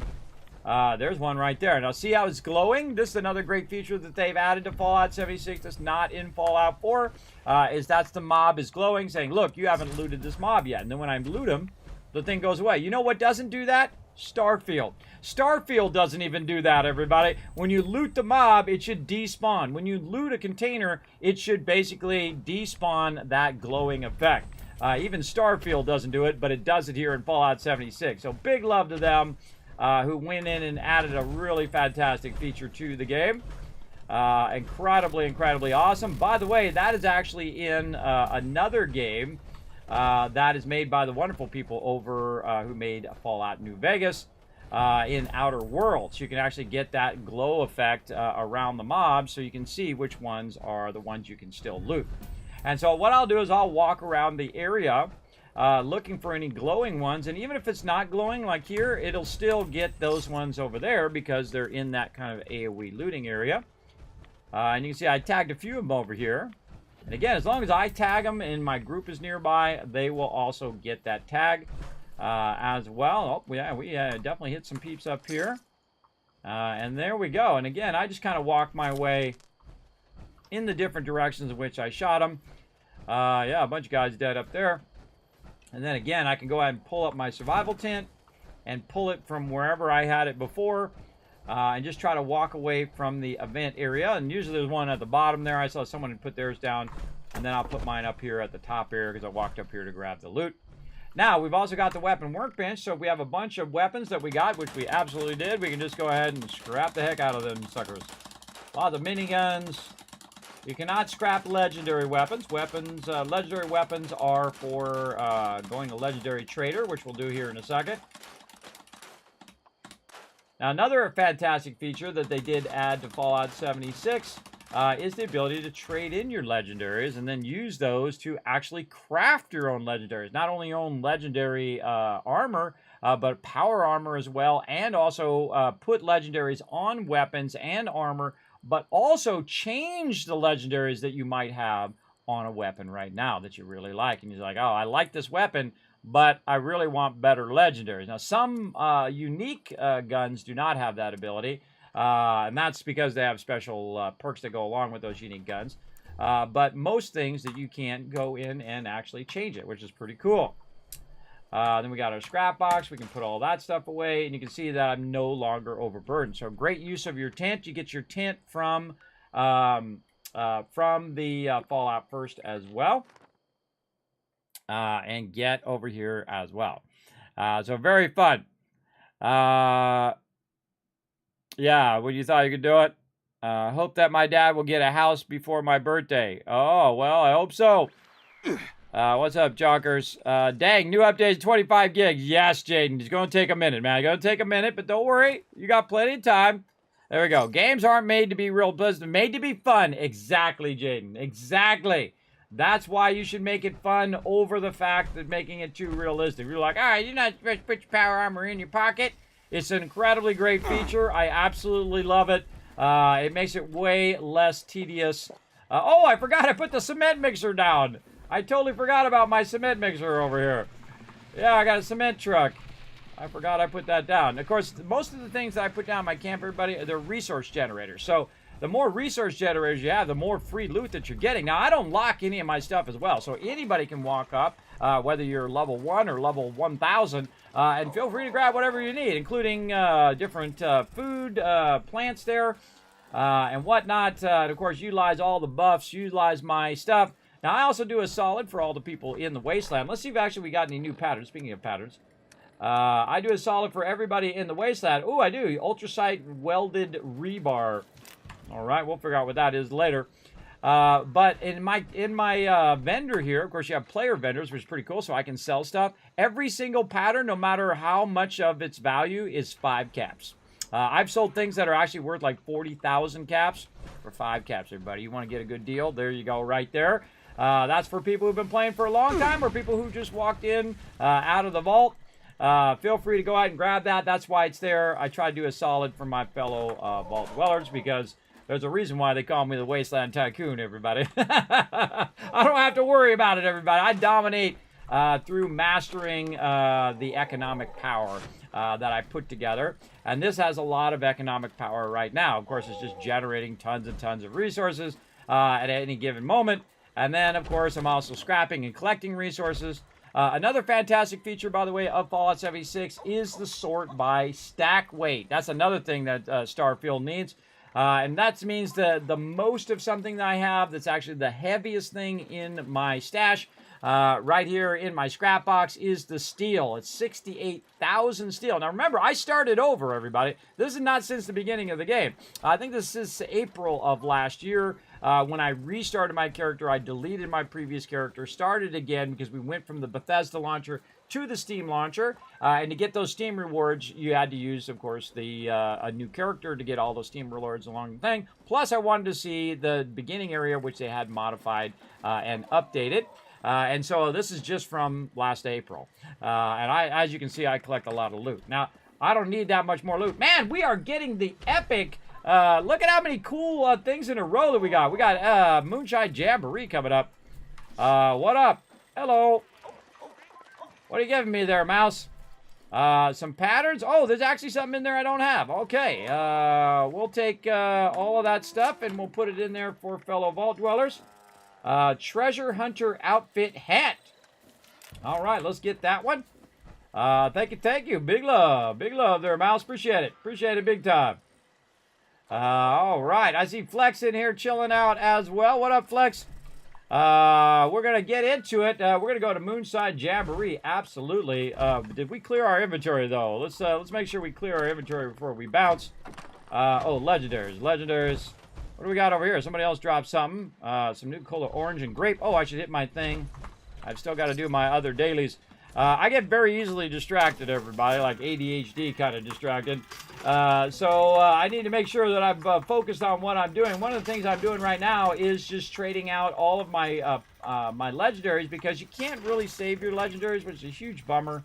I'd love to take some of these ones that are unique and put them up in my camps or in my shelters, but they just weigh too much. They weigh too much. They take up too much of my stash, and I don't have enough storage to save them and put them in the cosmetic thing. Now, I think they should move the cosmetic stuff into a whole separate thing away from all the other stuff. So if you do put a cosmetic in your, say, in your shelter or in your camp, it should weigh nothing. And then you only have a certain amount that you can do, obviously. But they should be completely separate from your stash, where you don't have to see them all the time. Because if you go in and look at some of the stuff that I'm doing right now, you can typically see that extra stuff that I have in there, like Foshnot mass and all that stuff. I don't want to see that stuff, everybody. I don't want to see it in my regular stash. I want it to be in its own separate container, like in Fallout 4. You have your own separate containers. You can put all your miscellaneous and all that stuff in. All right, man, we're off to an incredibly great start today. Holy mackerel, I don't even know if we're going to have enough time to get into some Atlantic City stuff. We're definitely not going to have enough time for nukes because we need like 30 minutes. We're going to run out of time here, so we're going to get it going. There we go. Kismet question, why don't you raid anymore? I usually raid, usually I have my mods get me raid targets. And usually by the end of the stream, I'm exhausted, by the way. That's usually why. But I have raided thousands. Oh, no, somebody down. Likely Bear, I got your back, brother. I have raided thousands upon thousands of streamers for over almost 10 years, by the way. So I don't feel bad about not raiding at all. Believe me, if there's someone who has absolutely shown the raid love, it is me. In fact, a lot of those people that went on to be affiliate, and some of them even went on to be partner, by the way, everybody, and who have gone on to be bigger than me, even though they were smaller than me at that time. So, and that's good, everybody. You want to relish in the success of other people. You don't want to get all, you know, chip on your shoulder, well, I'm a better Fortnite player than Ninja. I should be as good as Ninja over there, or whatever. Hey, you go in there that way, that's just gonna poison everything that you do. Just be the most amazing you. Don't try to be anybody else. I don't try to be anybody else but me. This is the real Kismet. I don't play a character here, everybody. This is the real deal. I might put my fedora on from time to time, play a little Wasteland Tycoon dress up. But other than that, I am just me. And so that's typically why I don't raid, is because either I get tired or I don't have my mods on, which typically go look for a raid target for me nowadays. But again, I don't feel bad at all. I don't feel bad at all because I have raided literally thousands upon thousands of streamers. I mean, 1,000 different streamers, everybody. Thousands of them, not just the same streamers over and over. So yeah.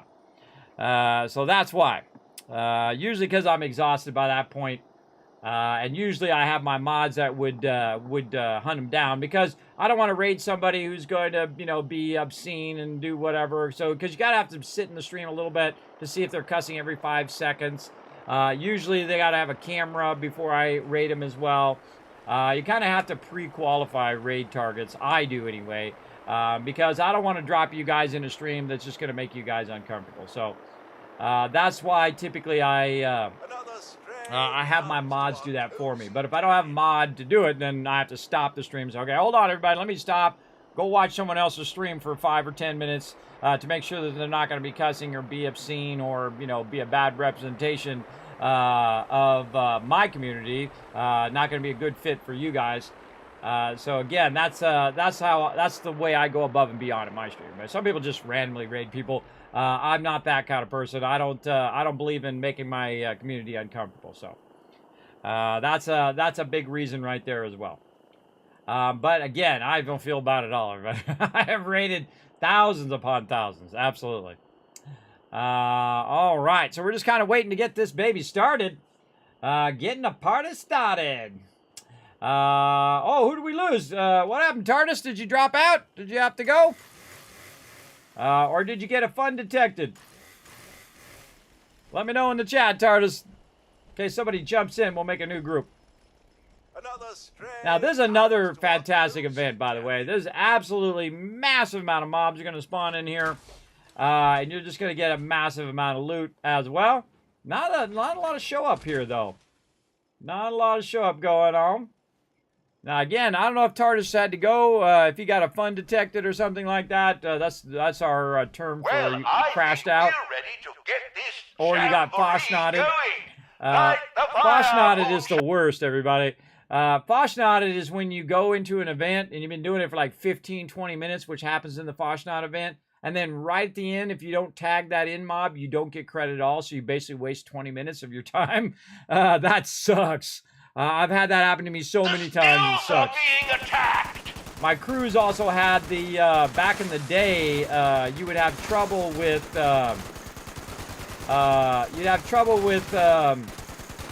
killing the Scorch Beast Queen. You tag the Scorch Beast Queen. You DC right, likely they're down again. You would, oh, I hear him behind me. Pew, pew, pew. You would go in, you tag the Scorch Beast Queen. Right before she got killed, you would get knocked out of the game. And then you would basically not get the credit. You would not get any credit for the Scorch Beast Queen. Now they actually fixed that, by the way. Another fantastic fix here in the game. If you do tag the Scorch Beast Queen, she dies, and you get DC'd. When you come back in, that loot will still be there. That is something they changed, everybody. They actually worked on that real hard. So big love to the Fallout 76 team for that one as well. Hey, who's shooting me over here? Now, those guys I just killed because they are incredibly deadly. Oh, they're not as deadly as they were, though. Did you notice they weren't hitting me as hard? Let's get this guy to shoot me over here and see how hard he's hitting me. Before, that would take me right to 0 health. Let's see how we're doing here. Come on, hit me. Man, you're a bad shot. Come on, hit me up here. Oh, yeah, that's way better. Look how I only took that much damage. I took about 30% damage. Normally, that would have absolutely killed me had I not used the stem pack. Especially if I have multiple of them on me at the same time. Now, they changed this also where the mobs run around the back. I don't know if they meant to do that on purpose. But it totally sucks. Oh, no, likely barrier down again. Oh, he's good. He's back up. Send him a heal. Are you down or is he up? I don't know. I think he's trying to get some help. Let's go give him some help. And then give him a little stemmy pack at the same time. There we go. Well, you don't see angry, sizable salamanders do that every day. Oh, no. We got wiped out again. That's the drawback of using that set, everybody. And again, you got to have feature DPS, but you got to watch out because these guys are, if you don't have any resistance, they are pretty deadly. The weird thing is these guys on this side are running around and ending up on this side, which was way better when they just ran straight in. Because then the people on this side could tag some mobs instead of basically going all of that side every single time. I should probably just move to that side in the future and tag everything over there. I also try to tag the stuff that's coming in here. I'll shoot in between here in case any mobs are coming through. Tag all that stuff. Look, we already got the XP. See how many XP boosts we're getting? Well done! You Tons of found mobs the out cub. there. I can't say that for many of the moonshiners. By the way, I who come very through rarely here. ever turn in the moonshine Keep stuff. filling it with venom now. Your mother would be proud. Oh, my mama's gonna be proud? How about my mama and papa in Starfield? I have that awesome perk, everybody, in Starfield where my mama and my papa are wandering around in different locations. They have all sorts of really funny dialogue as well. And they give you a bunch of rewards as well. As you're running around, they're very proud of you that you made it into Constellation and everything. You went from being a miner now to someone who's trying to save the universe. Very, very fun. You made a new character. Look at you go. Look at you go. Had to go IRL. Hey, you can do what you got to do, TARDIS. You let me know if you need to come back in again, because I'll just make a new group. You know how I am, everybody. If my team wants to get together, I'll just jump this group. Now, I used to kick people, but they get all mad, like a little baby. Now I just create a new group and invite my team in. So they don't go, hey, you kicked me from the group and didn't act like a 5-year-old. I said, yeah, I removed you from the group to get my crew in. I don't get upset if people remove me from the group, everybody. I assume that they're trying to get their friend in, right? Because I'm old school, everybody. I just assume the positive thing and not the negative thing. Oh, Jolly you know, oh, good you girl. just kicked me We've from the got group. You're just just being a enough mean venom to person. make a batch, and there's still plenty of room in the tub. Let's see how much more we can collect. Again, look at that. Look at that XP, everybody. Just an absolute sweet amount of XP dropping over here. And then, oh, here we go.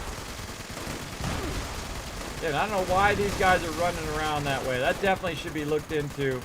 Why they run around to the other Destroyed side. are not good for making moonshine. You don't Need I think? say more? Guy back behind here as well. Again, with the explosive shotgun, you can just kind of get close to him. If you just shoot the ground, you're going to get that stuff. Like, I can just shoot in there, shoot in that window, and tag those mobs.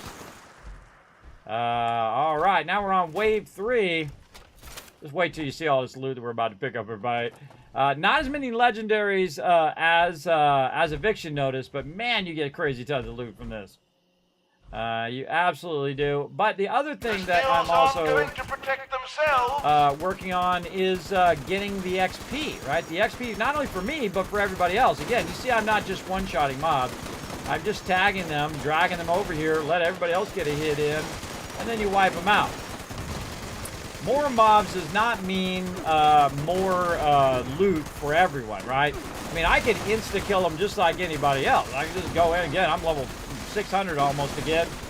So I can go in, get the bloodied set, get the gauze weapon, or get any other weapons, change my perks, and just one-shot them all if I wanted to. I don't think I've ever But I'm seen not the that town kind of so person, full. everybody. You I think really have if you're done going to play a yourself. multiplayer game, especially when you're doing events, now if you're just by yourself and you're running around and you're doing your thing, right? Yeah, one shot them, go for it. But when you're in a group, when you're around a whole bunch of other people, if you're just in there one-shotting or cheating or glitching, you're just ruining the fun for everybody. Because, you know, even if you are max level and you're running around with, say, a level 10 or a level 20, well, those people want to hit stuff too. If you're in there and say, oh, I'll just kill all the mobs for you. Well, that doesn't make it fun for other people, everybody. Just like when you're playing like a game like Ark, right? We have this problem. Oh, likely bear died again. Somebody gonna get him? Nobody gets him. I'm gonna jump down. There we go. Rotisserie G's got him. So again, like Ark, if you're playing that for the first time, and then you're playing with somebody who has played it for, 5,000 hours, and they go in there and they just make all the armor, and they tame all the dinosaurs, and they go in and they make all the bases, and they make all the armor, and they make all the stuff. So you can just have everything. Well, how valuable do you feel as part of the group? You don't feel like you have any value, right? Because that one person is the everything person. Don't be the everything person. In fact, that's a great way to get kicked from my group.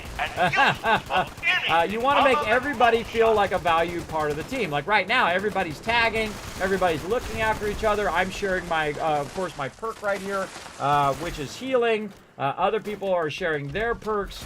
And we're working together to tag the mobs so everybody gets the XP, everybody gets the loot, and that is the most important mission that I have in a group, whenever I'm doing group stuff. Now, if I'm just doing solo stuff, well, I'll kill those mobs as fast as I feel like killing them, right? I can just hold down the button, and they'll just keep shooting until they're dead. Or I can pull out the Gatling laser and zap them with that. Right? Sometimes I just like to shoot around to troll everybody. But I feel like the easiest thing to do, again, just tag them and drag them. Tag them and drag them. Let's go, baby. I'm trying to tag these mobs before they wander out. There's another mob way over there, too. And see, I'm actually standing where they can get to me up here. They can actually knock me off my little perch here. Especially the range mobs can hit me there. So I try to drag them in such a way where they're not going to get glitched out either. Because if you're up on something where they can't get to you, they actually usually will run away and not run toward you. But I'm so low down here that they can actually run up and tag me. Oh, there they go. More of them trying to run away. Again, I think they should definitely fix that. It's running around to the other side deal. Look at all those mobs. Holy mackerel. We're definitely going to get some serious XP from that one. And of course, you're trying to defend the stills here. Oh, look, there we go again. I don't even know how many of those I got. 3, 4, 5 of those. There's definitely still a fog crawler over there. Trying to tag him and drag him. Come on, fog crawler. Let's go. More guys coming around over there.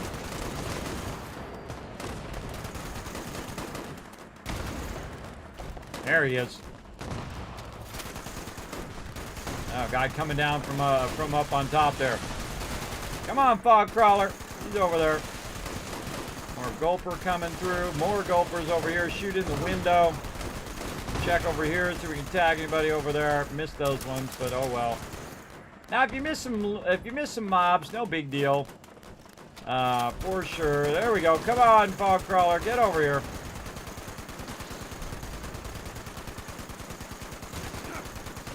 Yeah, see, he's running away. And that means he's aggro on something. He's probably up on the top there. And can't make his way over. That's all she wrote on that one. I can't believe my eyes. If I had tear ducts, I would cry at a moment like this. Such Man a loves his wonderful moonshine. moonshine jamboree.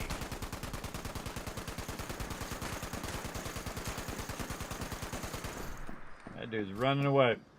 All right, then we do some more AoE looting here. God, I hope they added in radiation rumble to the mutated events. I can't believe they didn't add that to the mutated events previously. Look at that loot, everybody. Look at that loot. And we run again. I just AoE looted, then I AoE looted again. Then I'm gonna run over here. I'm gonna AoE loot all of this again. And because I didn't put the acid in the thing, I can take that acid and I can sell it. Also, any workbench, you can just scrap all junk. That's also a Fallout 76 feature. Incredibly awesome. You just hit T, you scrap all your junk. How about another feature? I mean, again, people say, I can't do Fallout 76. Well, they actually did a bunch of innovations. So, you know, big love to the crew that's been working on this. Another great innovation is that you can go into your actual stuff here. Like Greg's example, your apparel, and you can rename it. Look, I can rename the fashionable glasses in the Pip-Boy, not in the workbench. Like, I can go in there and I can just inspect it. You can see right down here.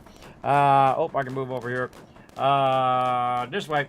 Right here, clear item name, and I can rename it whatever I want. It'll clear it back to its original, or I can name it something else. So all of my stuff drops to the bottom so that alphabetically I don't accidentally put it in the workbench. Now, of course, now they could add locking of items.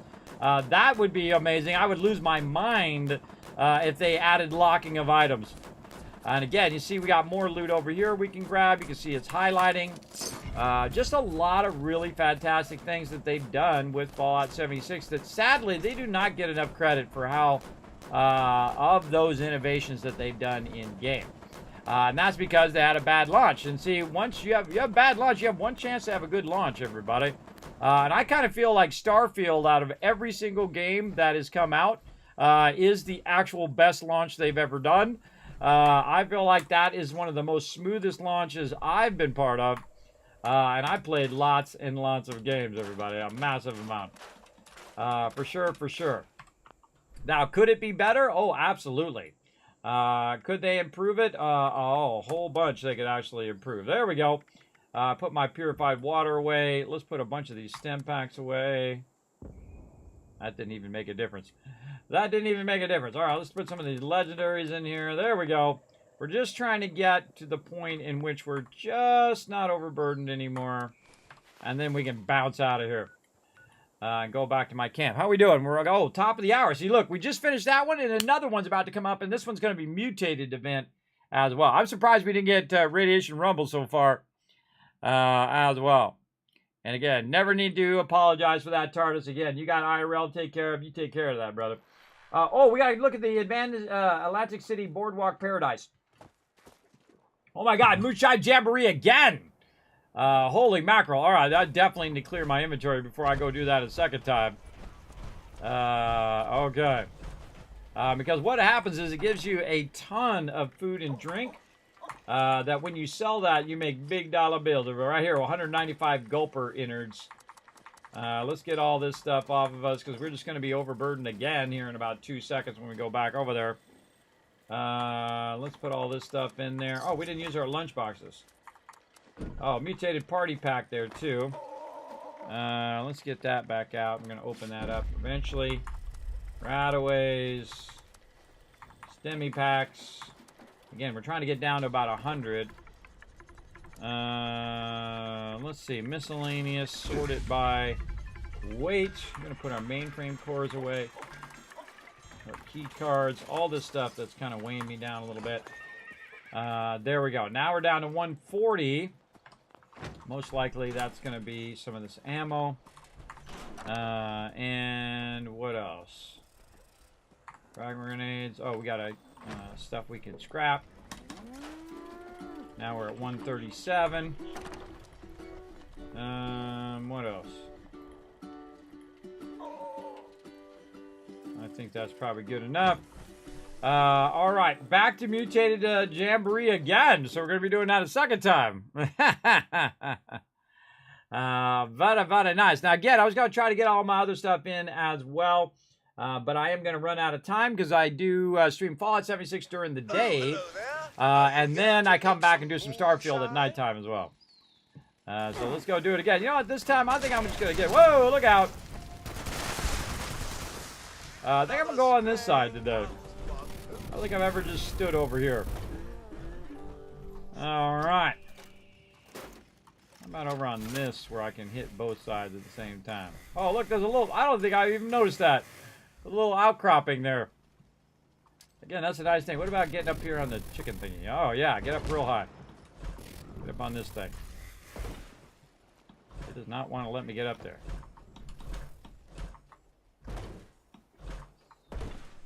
Oh, yeah, that's tricky.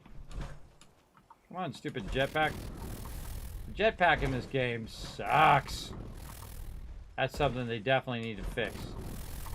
Well, I Really think awkward. we're ready to get this jamboree going. Light the fire, moonshiners, There we go. and try not That's to actually shoot fairly each difficult. other. I love Don't getting forget into to trouble. fill Let's the go. tub with that sizable salamander venom.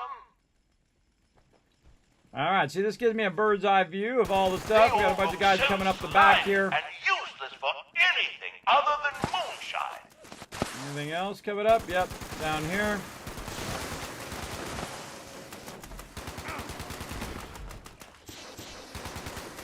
I feel like definitely something's going to knock me off my little perch here.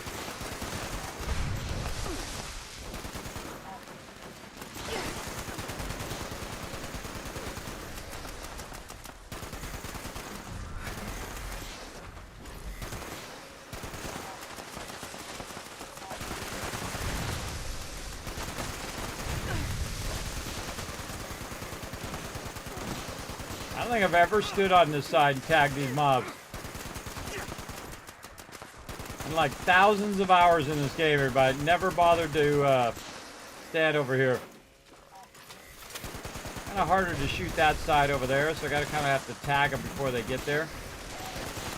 Tag all these guys before they get there as well, because they're gonna get underneath my character. So I should be looking here and over there and down there. And then over here in this little corner. Gonna miss out on all the mobs on that side, but such is the way it goes. I feel like all the mobs from that side are gonna run over here anyway. Yeah, here comes sub.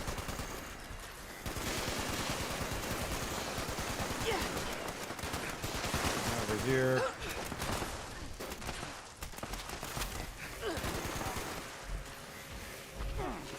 There's a good bird's eye view of all the mobs. Somebody up on the pole there. That's a cool spot. Well done! You found the tub! I can't say that for many of the moonshiners who come through here. Keep filling it with venom now. Your mother would be proud. How's he know my mama? Is there any reason How's why he you're know not what my mama's protecting gonna be the proud of? stills? You been checking up on me?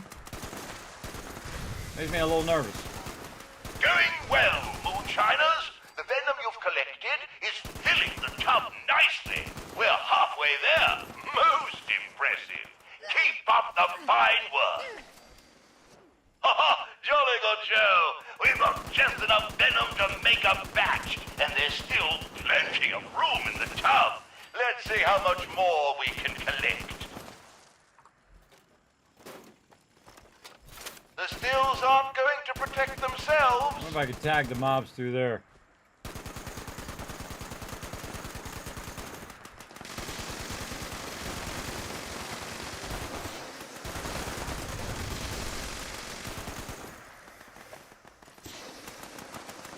The real question, am I getting more or less mobs up here? I kind of feel like less. It's also how busy it is over here, how many people are over here. Especially when peeps are off to the side like that. They're standing way out there. Outstanding work, That makes it moonshiners. tougher for everybody to get it when they're standing way off to the side. You've really outdone yourself. I didn't even know people stood on that side. Oh, definitely got some XP for that one. And just tagging and dragging. Likely better down again. I think someone's going to get him, yeah. That's going to happen a lot, everybody, especially when you're getting hit by some of these mobs that have poisons or they have flame damage. It was really bad in the previous one. I really want to run the silo to see if it's still incredibly painful to run the silos. They made it massively too OP. That's for sure. There's a bunch of mobs back behind there. Mobs coming through that way. We got mobs over there. Maybe some mobs way off in the distance. Kind of shoot over there in general.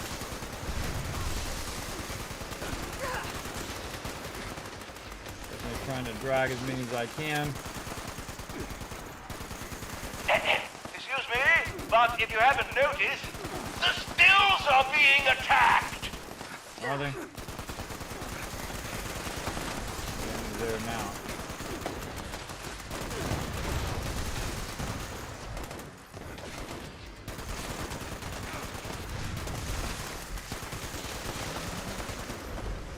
Oh yeah, look at that. More score boosters. Now, of course, the more XP that I get, it does affect your overall season. So you're gonna, the more XP that you get, of course, it can infinitely keep going, and thus you're getting more and more stuff for your season. And that's why these events are great. Also, the mutated events give you those mutated party packs where you can get good drops from that as well. I don't think I've ever stood over here on this side. Again, it gives you a new insight on how it spawns on this side, how the mobs have a tendency to walk from way over there. There's another angler who's stuck way out there.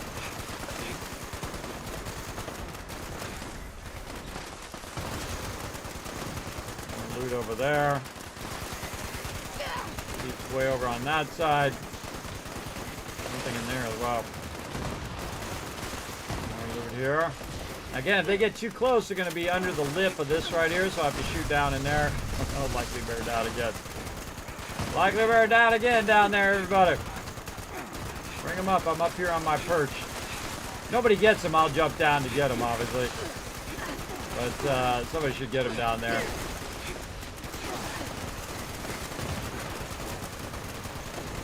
Are they getting them?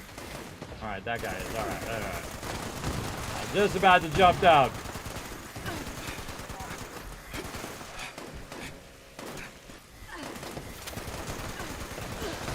Drag him and drag him.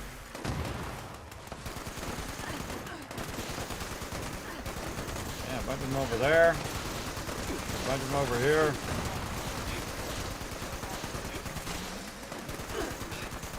Over that way.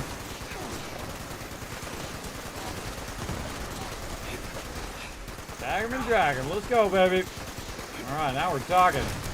Well, you don't see angry, sizable salamanders do that every day. When he gets his momentum going, it's going. Oh, he's down again. You need that mysterious savior perk, likely bear. Big time. Oh, speaking of talking to my crew, I totally forgot yet again for like the millionth time. I forgot to get in with my crew. Hold on. There we go. Hey, everybody. Hi. I totally forgot. Is there any reason why you're not protecting the stills? I do like 100 things when I'm starting up the stream, everybody. One of the things I usually forget to do is get my Discord going with my crew. I forget. Frankly, every time this stream starts up, it's a miracle. It's nothing short of a miracle for sure. Absolutely. This guy who's in group with us right now is just getting the bank worth of XP right now. He's just getting crazy, crazy XP.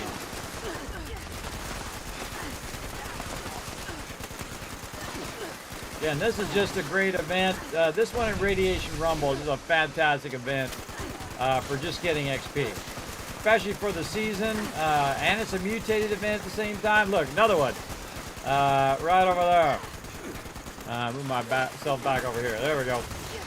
Just trying to tag them all really for the XP because, again, that's going to get your season popping just by doing these events.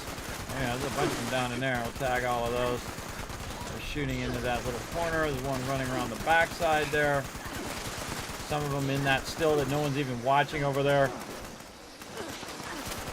And again, this is an explosive weapon, so I can just, you know, get close. And if I get close, I still tag them. The character's so squishy.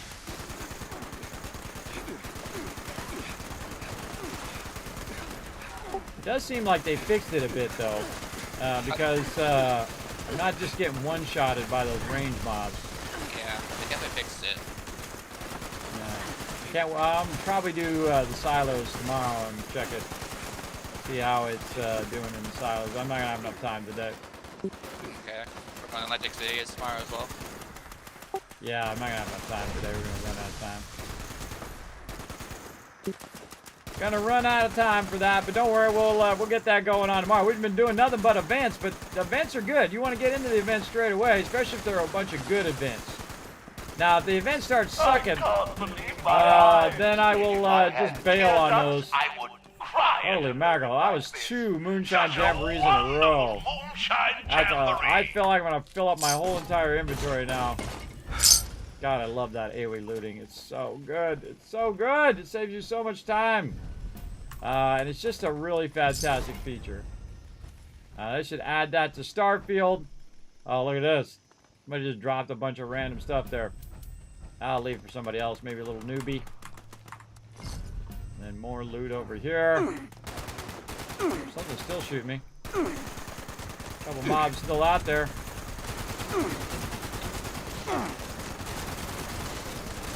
Now, once the thing's over, everybody, I just smoke them.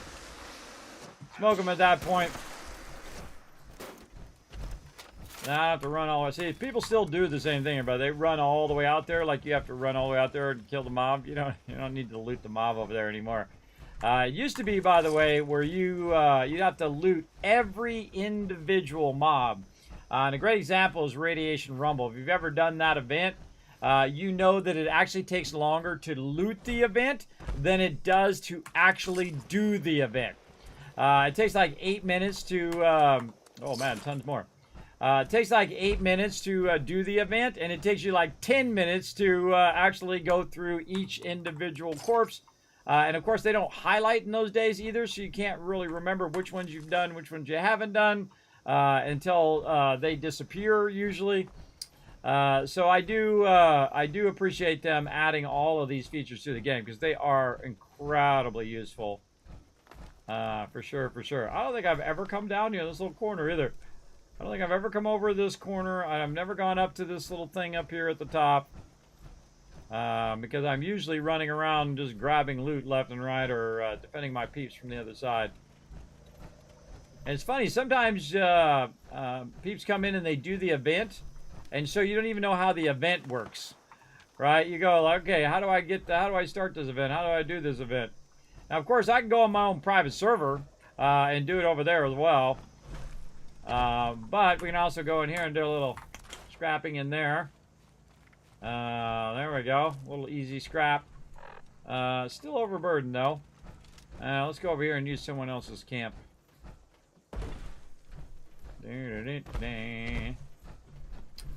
Throw some of this stuff. Oh, we'll scrap the stuff first. Do we got any weapons? Usually don't get that many weapons from this. Oh, look at that pistol. That's a unique one.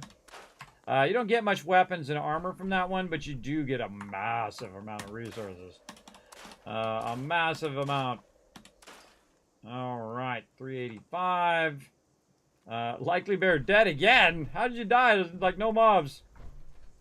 Well, we'll see if anybody reses him over there again. I'll run over there and grab him. There was one more left. Oh no, did anybody res you? Oh, nobody res you. Oh, I was gonna come get you there. That was a bummer. Yeah, I think everybody probably jumped out. Oh, look at that, the Enforcer. Oh wait, let's look at that one. What was that one? Ah, look at that cool thing. Investigating Electro Enforcer. I might want to keep that one, try it out. See, I like to try them out. Like, really, the Fixer is a really cool weapon as well. You can model a bunch of these weapons. But I don't remember ever getting that one. I don't know if that's a new one or not. Investigating Electro Enforcer. But I could go in and re-roll the legendaries on it. So instead of having a 1-star legendary, it could have a 3-star legendary. On some of these. Now, when they're named, it might be to the point in which you can't re-roll them. So, the only way to know is to try, right? Oh, and I got my pepper shaker. Is that on me or is that? Oh, it's in my stash. That's in my stash. So, again, when I see stuff like that, that's kind of stuff I would want to modify and then put up in my museum, in my shelter, and say, look, I found this weapon. I found this thing, and I found that thing. I feel like that's one of the most genius things of Fallout 4. Is the fact that you find outfits and you find weapons and you kill Kellogg and you got Kellogg's outfit and you got Kellogg's weapon, and it's like the record of your journey. It's the history of your journey, which I find super cool. For sure, for sure. One of my favorite parts of the game altogether. All right, back to Tycoon HQ. I think that's all the time we're going to have. Let's see if we have the ability to go ahead and maybe finish at least 1 or 2 of these other dailies. Now, because I know that I can use my boost eventually and I can do all that stuff, I'm not as worried about finishing it on time. I don't know how long this goes. Usually these go about 3 months or so. I would imagine that this would probably go until about February for Valentine's Day, and then they'd probably update it for Valentine's Day. So let's get out the power armor. And again, my vendor's already maxed out, so I can't really go to my vendor unless I can buy something that's worth it. Yes, I have 19,000. All right, let's go clear our vendor here a little bit. Let's see, what other things do we have? Oh, actually, we got all the dailies done. No.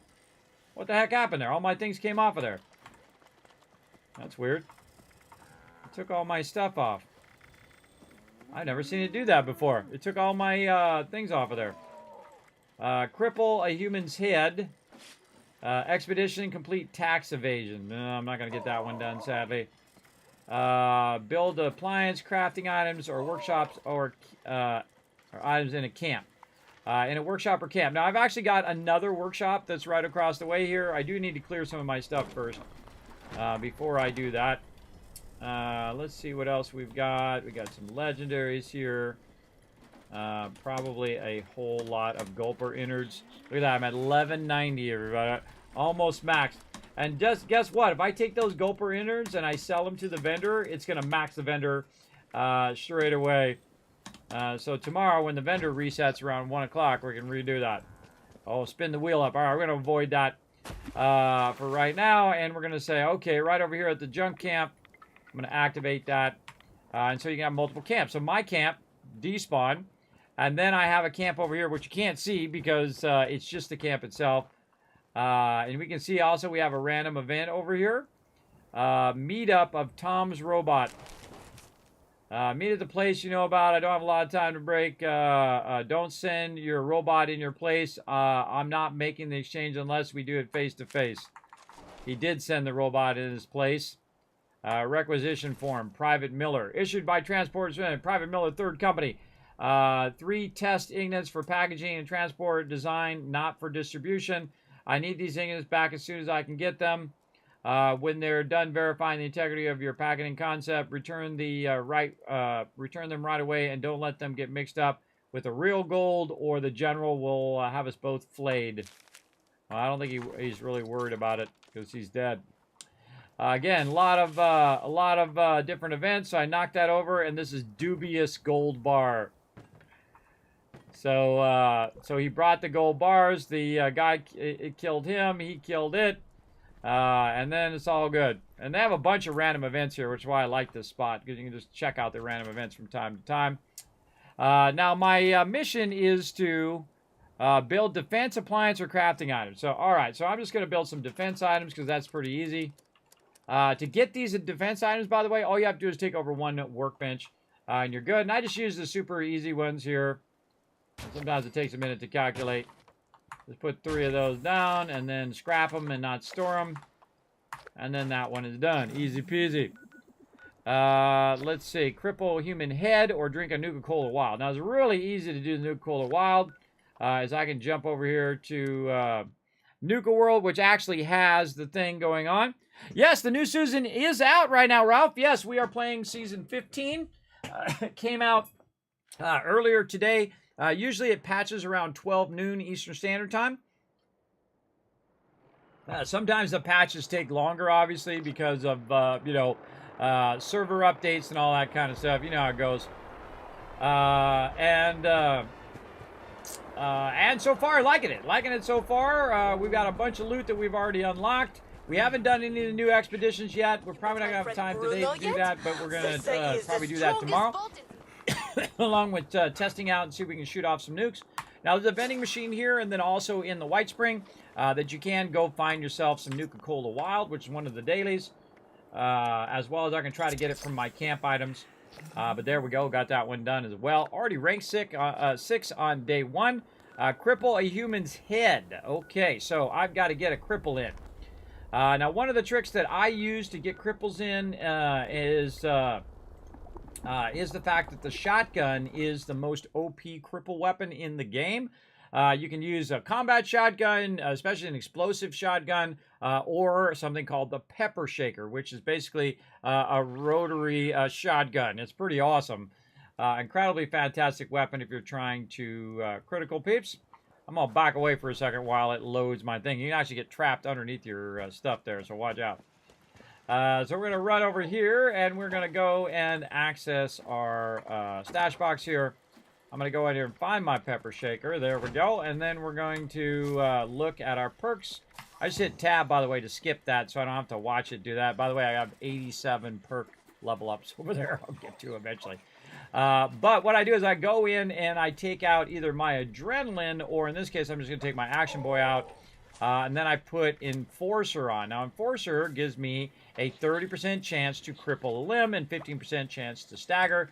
Now, of course, my shotgun does a lot of shots, so you're gonna have a high chance of crippling whatever you're shooting at. Now, in this game, it's not like you do VATS and you click on their leg or whatever. You just shoot toward their leg, and then they will take a bit of damage, have potentially a chance of crippling them. So over here, we're gonna go in and we're gonna find ourselves some shotgun ammo.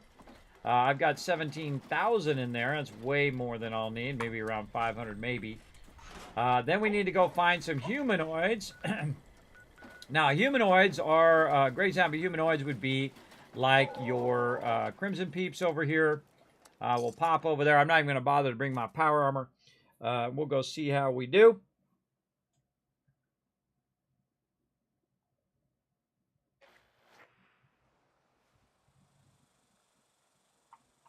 Right over here, because we only need to cripple a couple people's face. Now you gotta watch out for the turrets. Oops, somebody gooed somebody there.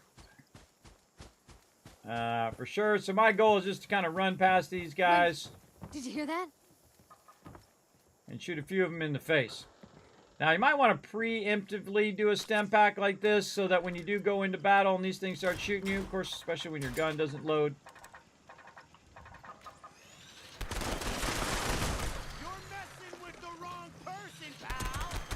Again, shoot him toward the head. There we go. I only need one more. Another great feature they added is the ability to mute the radios.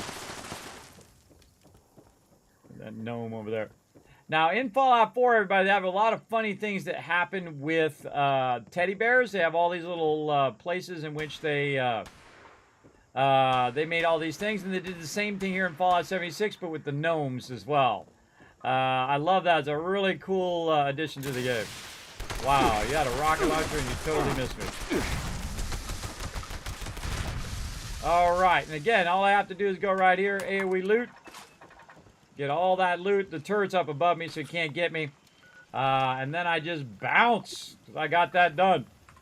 Now, if you notice, it's got a countdown over there. Whenever you have enemies nearby, it will do a countdown. Hopefully, you bounce out of there before somebody interrupts the countdown. We got about another 3 seconds there. And if they don't interrupt you, boom, you're out of there. Just like that. And we're good to go.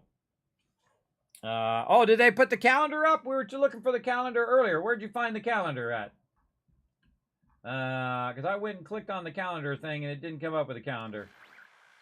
Let's see if they updated it. Yeah, I don't know what calendar you're looking at. But they still got the old calendar on the actual calendar website. Maybe they put it in the news over here. Let's see. Let's look at the update over here. Yeah, I don't see it there. Maybe on the Atomic Shop update. Trying to find that calendar they normally do because I try to put the events up for everybody. Again, let me know where you found that calendar, Flux. It's on my Discord. Did you put it on there or did it drop? Did it come from their Discord? Good question. Let's go see. Let's go see. Yeah, over here.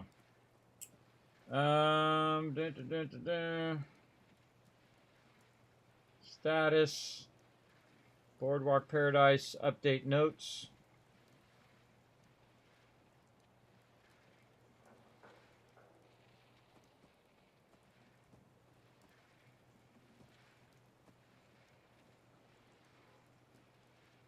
Oh man, they got a whole overview of all that stuff. We'll look at all that next time. I don't see the calendar. Maybe they just set it in there somewhere, right? They just said it was going to be in March. Normally they do stuff for Valentine's Day as well, because normally they go in 3-month increments on their calendar. So if it was 3-month increments, it would be the end of February into March. So it'd be December, January, February, like I said. Then ending in the end of February into March, usually. That's what I meant by that.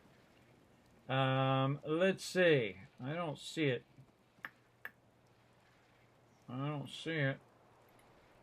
I don't see the calendar at all. I don't see it. Yeah. No mas see it. All right. Well, I'll look for it later on. Again, I only have so much time in the day.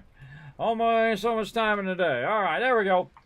So we got that one done. Now, again, I'm trying not to actually get the weeklies done. We want to hold off on the weeklies, but we can go in and claim some of our stuff. We got stacks of card. We got a Nuka-Cola 6-pack, and we got our circuit breaker icon. I find that it usually switches your icon whenever you get new ones, which is actually kind of annoying.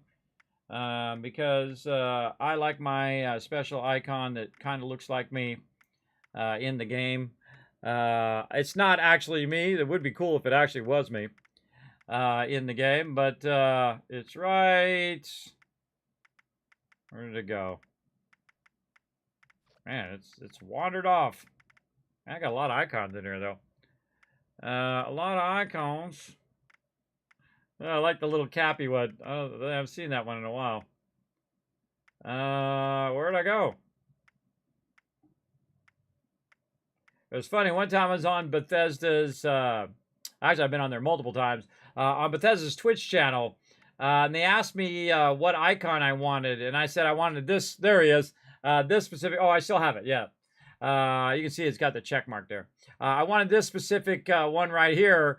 I just don't have the beard for it, but I do quite often. These are actually made to look kind of like the fashionable glasses in the game. I actually have the fashionable glasses, by the way, the real ones, the round ones, not the oval ones. The oval ones are like Kurt Cobain glasses.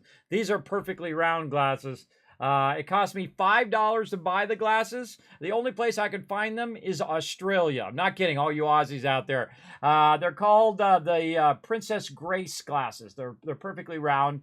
And so it cost me $5 to buy them and $50 to ship them. I'm not kidding. So I paid $55 for those glasses, and I was stupid. I was like, I should have bought them all. I should have bought like 15 pairs of them and then had them shipped, which still would have cost $50. And then I could have gave a bunch of them out here on stream, but I didn't think of it at the time. But I actually do have those glasses. I don't know what I do with them. I think they're sitting over there on my other desk for sure. But I'm just making sure it doesn't change my icon. No, it's still the same. It's right down here. I could have looked just right there. Okay, looking good, looking good. And again, everybody, I think that's all we have time for today. I'm going to try to get more time in tomorrow, but today we got I got a whole bunch of IRL stuff to do in between this stream and our Starfield stream. Oh, we actually got 3 of those done. 3 of those done to get started. And still, we got all week to get this done, so we got tomorrow and the next day to get these done. We're going to re-roll, try to get ourselves some epics. We're going to miss out on these, but, you know, that's 500.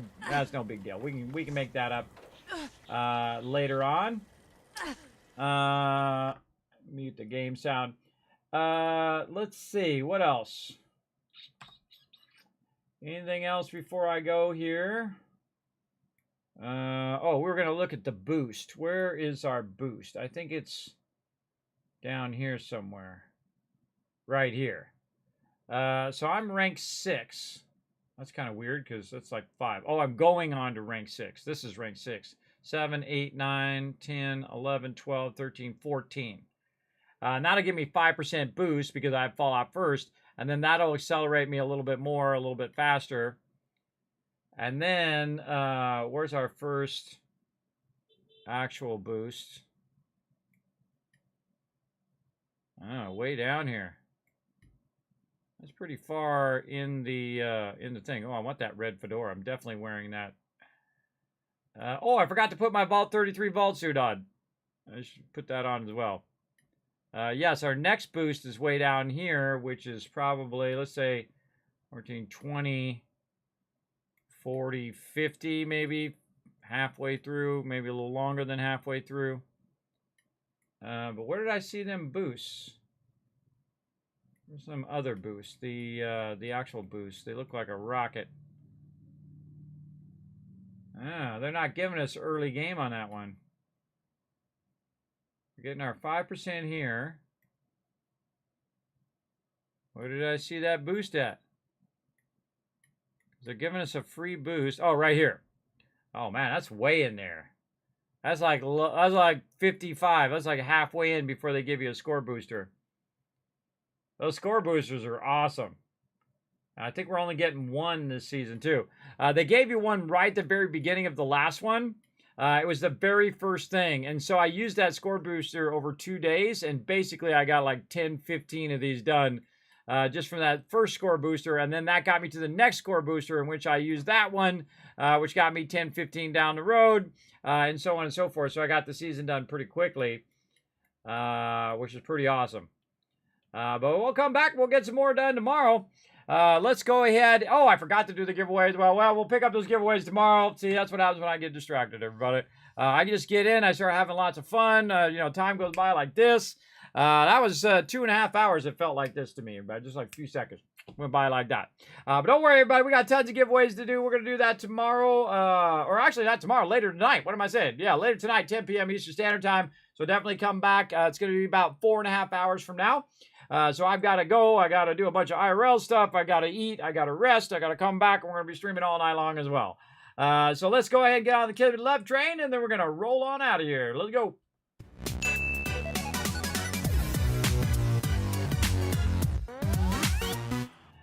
Big thanks to my crew as well for hanging out in the stream. Appreciate them big time coming in and hanging out in the game. I absolutely love hanging out with my crew. One of my favorite things to do is to play multiplayer games with my crew. So we're going to roll out of here. Now, of course, the first thing we want to do is, of course, show you guys the schedule for this week, if you guys haven't already seen it. Remember, my schedule is also available on all my social media there. But we're playing some Fallout 76. We're going to play Tuesday, Wednesday, Thursday this week. Of course, checking out Season 15. So far, loving it. I love the scoreboard. I love the season idea. I think it was an absolute stroke of genius by the crew over there at Bethesda. Absolutely have a crazy amount of fun doing that. Looking forward to doing some Atlantic City. Sadly, do not have enough time to do it today, but we're definitely going to work it in tomorrow. And, of course, shoot off some nukes, see how that's going. I missed Minerva, but that's okay. We'll catch her next time. And then, of course, I'll be back tonight, also Tuesday, Wednesday, Thursday, a night all week long for some Starfield. We're making big, gigantic ships right now. I have one ship that's 62,000 cargo, everybody. Definitely want to take a look at that. We're making absolutely millions upon millions of credits over there. As well as we're going to do a Lego stream on Friday, 10 p.m., my vintage Lego stream, our last Lego stream for now. And then, of course, 7 Days to Die, the Wasteland mod, which basically makes it like Fallout, but in 7 Days to Die with my crew. That's going to be super fun as well. And, of course, be around for all those giveaways. We are raising funds for St. Jude's Children's Research Hospital as part of the Global Super Stream event, Fallout for Hope. Which you can learn more about that down in my Twitch panels down below as well. So twitch.tv/Kismet. Feel free to go over there. And, of course, feel free to go over to all my other social media here, which massively helps the stream, by the way. If you're watching on YouTube or if you're watching on Twitch, click that YouTube link, pop over to youtube.com/KismetBP and hit that follow button, or basically it's called the subscribe button over there, same thing as the follow button. You can also go over there and hit the like button, hit the bell, and leave a comment as GG down below if you do watch this all the way to the end in the future or right now. You can also check out twitter.com/KismetBP. All my schedules up there. Also, I do post things up there. If I see giveaways or job openings, things like that, I post that stuff up there. Trying to help you guys out, trying to hook you guys up as well as I do post up there when I go live or when I'm doing an event or doing giveaways or that kind of stuff. All that stuff goes up onto Twitter and also across my other social media as well. You can check out the Discord. I also post a bunch of stuff over there, including free game codes, discounts, all sorts of awesome stuff over there under game deals, as well as you can post your community builds. If you got something awesome that you want to show off, doesn't matter what game it's from, if it's in Minecraft or Roblox or whatever, or Fallout or Starfield, feel free to post it under there under community guidelines. Our community creations, but make sure that you do go in and read the guidelines, read the rules first, and then click that green check mark at the very, very bottom so that you can have access to that. You can also check out the website, kismet.gg. It's got all my info up there on my megabytes and megabits, and all my computers. Actually running 7 monitors right now and 4 computers at the same time to make this stream work. Mine's a very complex stream. I got a lot of stuff going.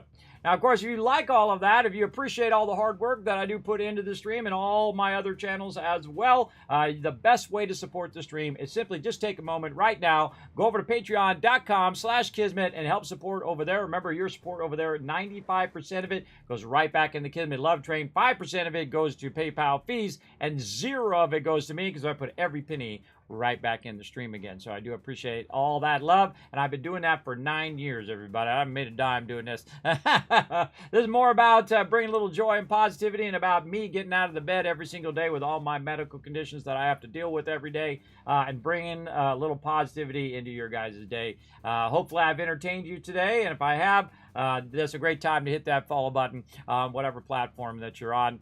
Again, going to all those various platforms like Kick, Facebook, and all the other stuff you see down here does help the stream tremendously. All right, that's it for me, everybody. Now I'm going to go ahead and shower you guys with a ton of love right here. There you go, a bunch of KizCasts for future giveaways. Now, definitely come around tonight in about 4 hours at 10 p.m. Eastern Standard Time. For some more giveaways and, of course, more fun in Starfield. So I do appreciate all of you hanging out in the stream. Now, again, if you are watching this in the future on YouTube, you're also going to see a little circle that you can click on to subscribe, and, of course, another video up there that you can watch as well. Appreciate everybody being here in the stream, and we'll see you guys tonight, 10 p.m. Eastern Standard Time. Bye, everybody. Bye.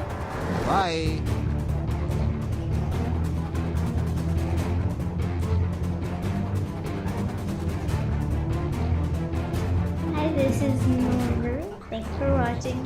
Hit the subscribe button. We'll see you all next time. Bye.